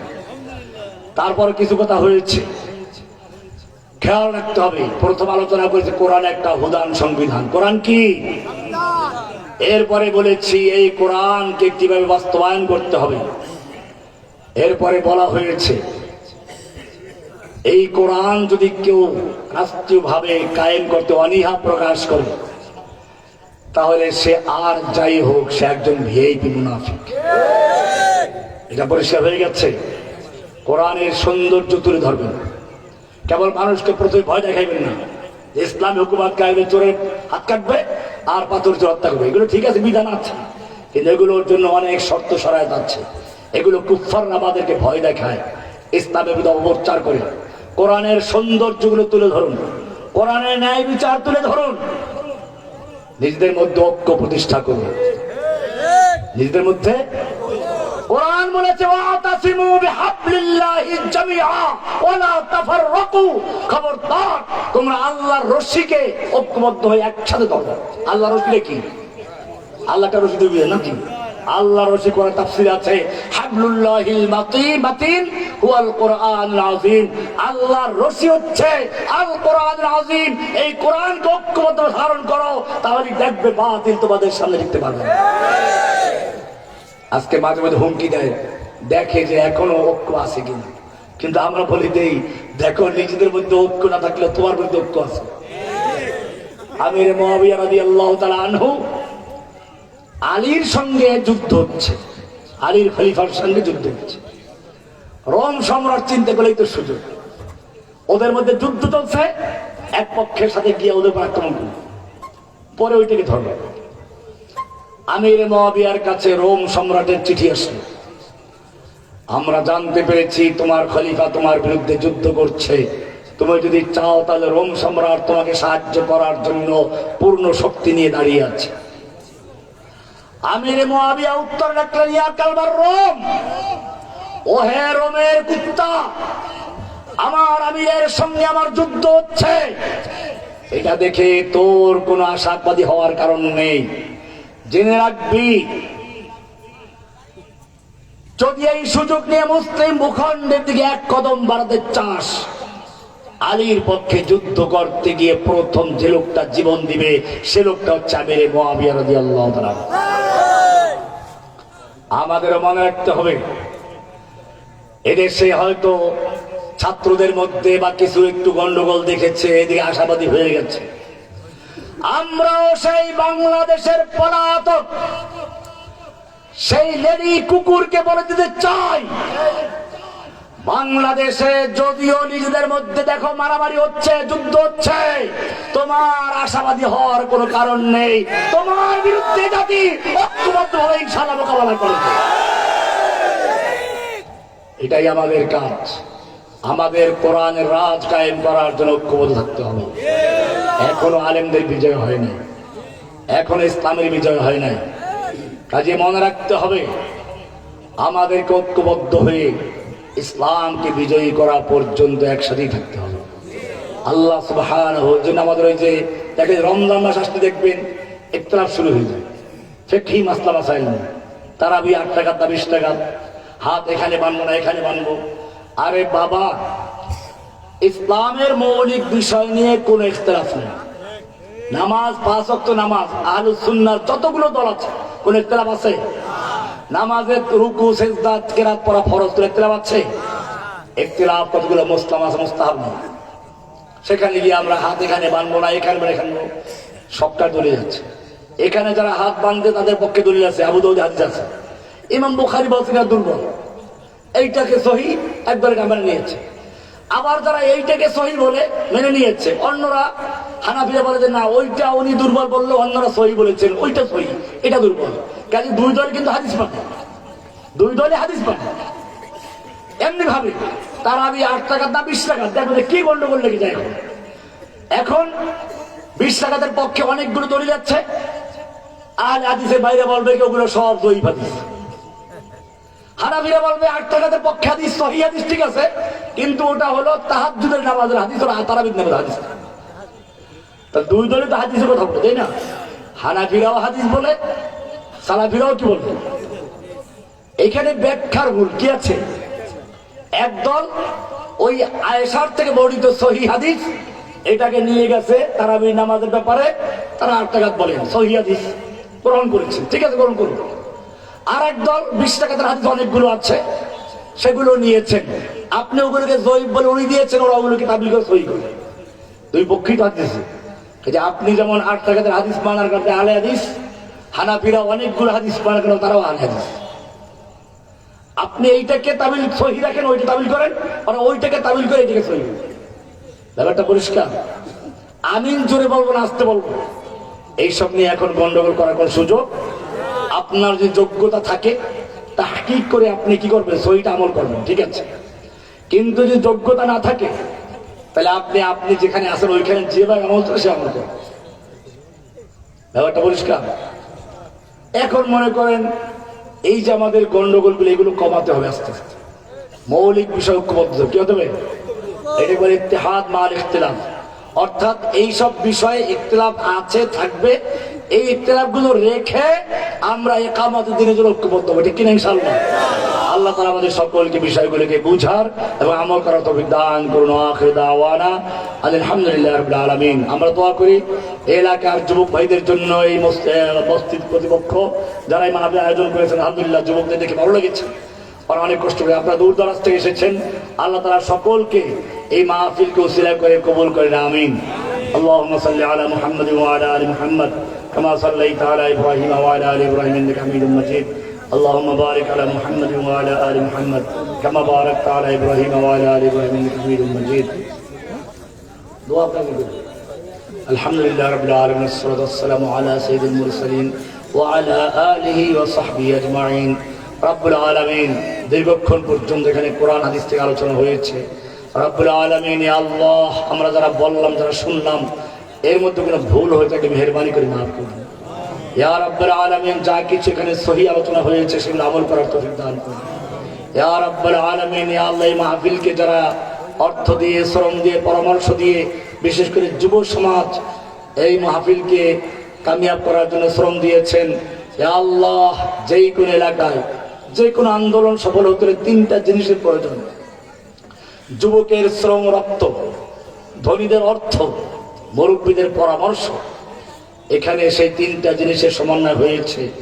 ইয়া আল্লাহ, এলাকার যুবকদেরকে আলেম এবং মুরব্বীদের পরামর্শ নিয়ে, ধনীদের থেকে অর্থ নিয়ে, যুবকের শ্রম রক্ত দিয়ে এই এলাকার সকলকে ঐক্যবদ্ধ হয়ে দিনকে বিজয়ী করার তৌফিক দান করুন। ইয়া আল্লাহ, এদের হিম্মতকে আরো বৃদ্ধি করে দিন। ইয়া আল্লাহ, এদের সাহসকে আরো বৃদ্ধি করে দিন। ইয়া রাব্বুল আলামিন, ইয়া আল্লাহ, এই এলাকার যে যুবকেরা আজকে এই মাহফিলের ইন্তজাম করেছেন, প্রত্যেকে আপনার কোরআনের সৈনিক হিসেবে কবুল মঞ্জুর করুন। ইয়া আল্লাহ, কোরআনের রাজ কায়েম করার জন্য এরা যেন বাংলার জমিনে প্রয়োজনে বুকের তাজা রক্ত ঢেলে দিয়ে ইয়া রাব্বুল আলামিন, ইয়া আল্লাহ, শাহাদাতের সুধা পান করে হলেও যেন দিন কায়েমের জন্য ভূমিকা রাখতে সে তৌফিক দান করেন। ইয়া আল্লাহ, বাংলার জমিনে তুমি আমাদের দিন বিজয়ের জন্য কবুল মঞ্জুর করে আল্লাহ। ইয়া রাব্বুল আলামিন, যারা এই মজলিসে উপস্থিত রয়েছেন, দূর দরাজ থেকে হাজির হয়েছেন, ইয়া আল্লাহ, সকলকে আপনি কোরআনের সত্যিকার অর্থে কোরআনের সৈনিক হওয়ার তৌফিক দান করুন। ইয়া আল্লাহ, আপনি কোরআনে বলেছেন আপনার সৈনিক আছে আসমানে, আপনার সৈনিক জমিনে। ইয়া আল্লাহ, আসমানের সৈনিক তো ফেরেশতা, জমিনের সৈনিক কারা? রব্বুল আলামিন, ইয়া আল্লাহ, আমরা জমিনের ভিতরে তোমার সৈনিক হওয়ার জন্য তোমার দরবারে নাম লেখাচ্ছি। মেহেরবানি করে আমাদের সকলকে তোমার সৈনিক হওয়ার তৌফিক দান করুন। তোমার সৈনিকদের তালিকায় আমাদের নামগুলো কবুল করবে আল্লাহ। সুবহান রাব্বিকা রাব্বিল ইজ্জাতি আম্মা ইয়াসিফুন ওয়া সালামুন আলাল মুরসালিন, আলহামদুলিল্লাহি রাব্বিল আলামিন। আসসালামু আলাইকুম ওয়া রাহমাতুল্লাহ। আলহামদুলিল্লাহ, শায়েকের বই আছে গাড়িতে, যাদের বই লাগবে আমরা গাড়িতে